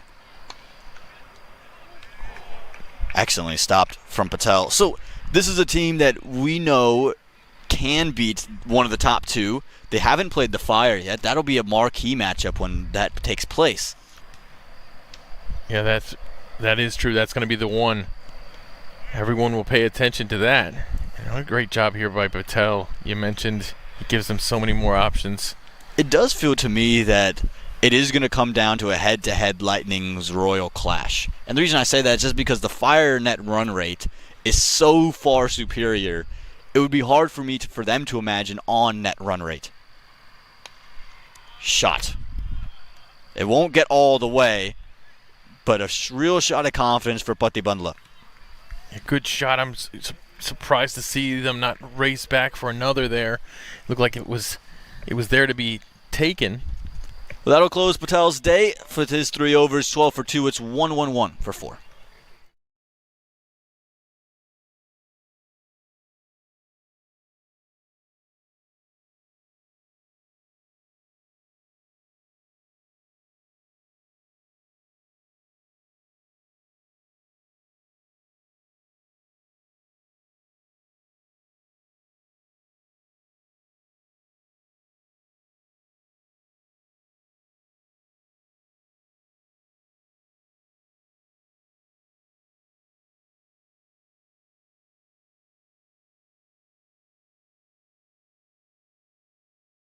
Aryan Butler gonna bowl the last over. You called for this and love the move. Again, get the young man an opportunity to bowl here. And this is a situation you can't give up 73 runs, but say, okay, I can't give up 12 runs. Yeah, you gotta play little games with yourself sometimes. You gotta create your own context in a way. Oh, wonderful, wonderful pivot. Again, I think Patti Bandla has shown real growth in this innings. His footwork has been better. His shot selection, I think, has been much improved. And he's understanding his scoring regions, and he's not hitting it to fielders. He looks quite good. I'd like to see him with a couple more hacks at the crease there. But Nahal's going to want his too. Yeah, Batra, good figures. 12 runs from 13 balls for him.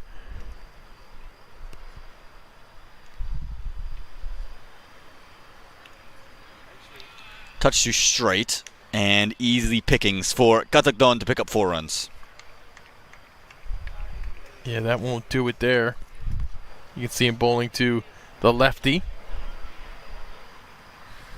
little bit of that lefty-righty kind of missing your mark that we see from a lot of bowlers, especially the younger ones.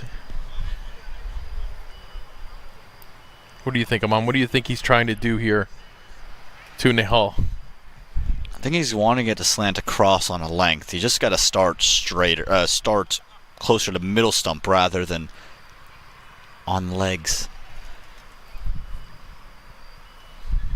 It's come off the pad. Won't be given outs, but that's better. He's followed the movement that time from Nehal. Yeah, he kept it really tight to Nehal, even though Nehal stepped back. Nehal definitely looking to make something happen with the bat. After that last miss, you think he might try to step the other way. But no, he's trying to score some runs.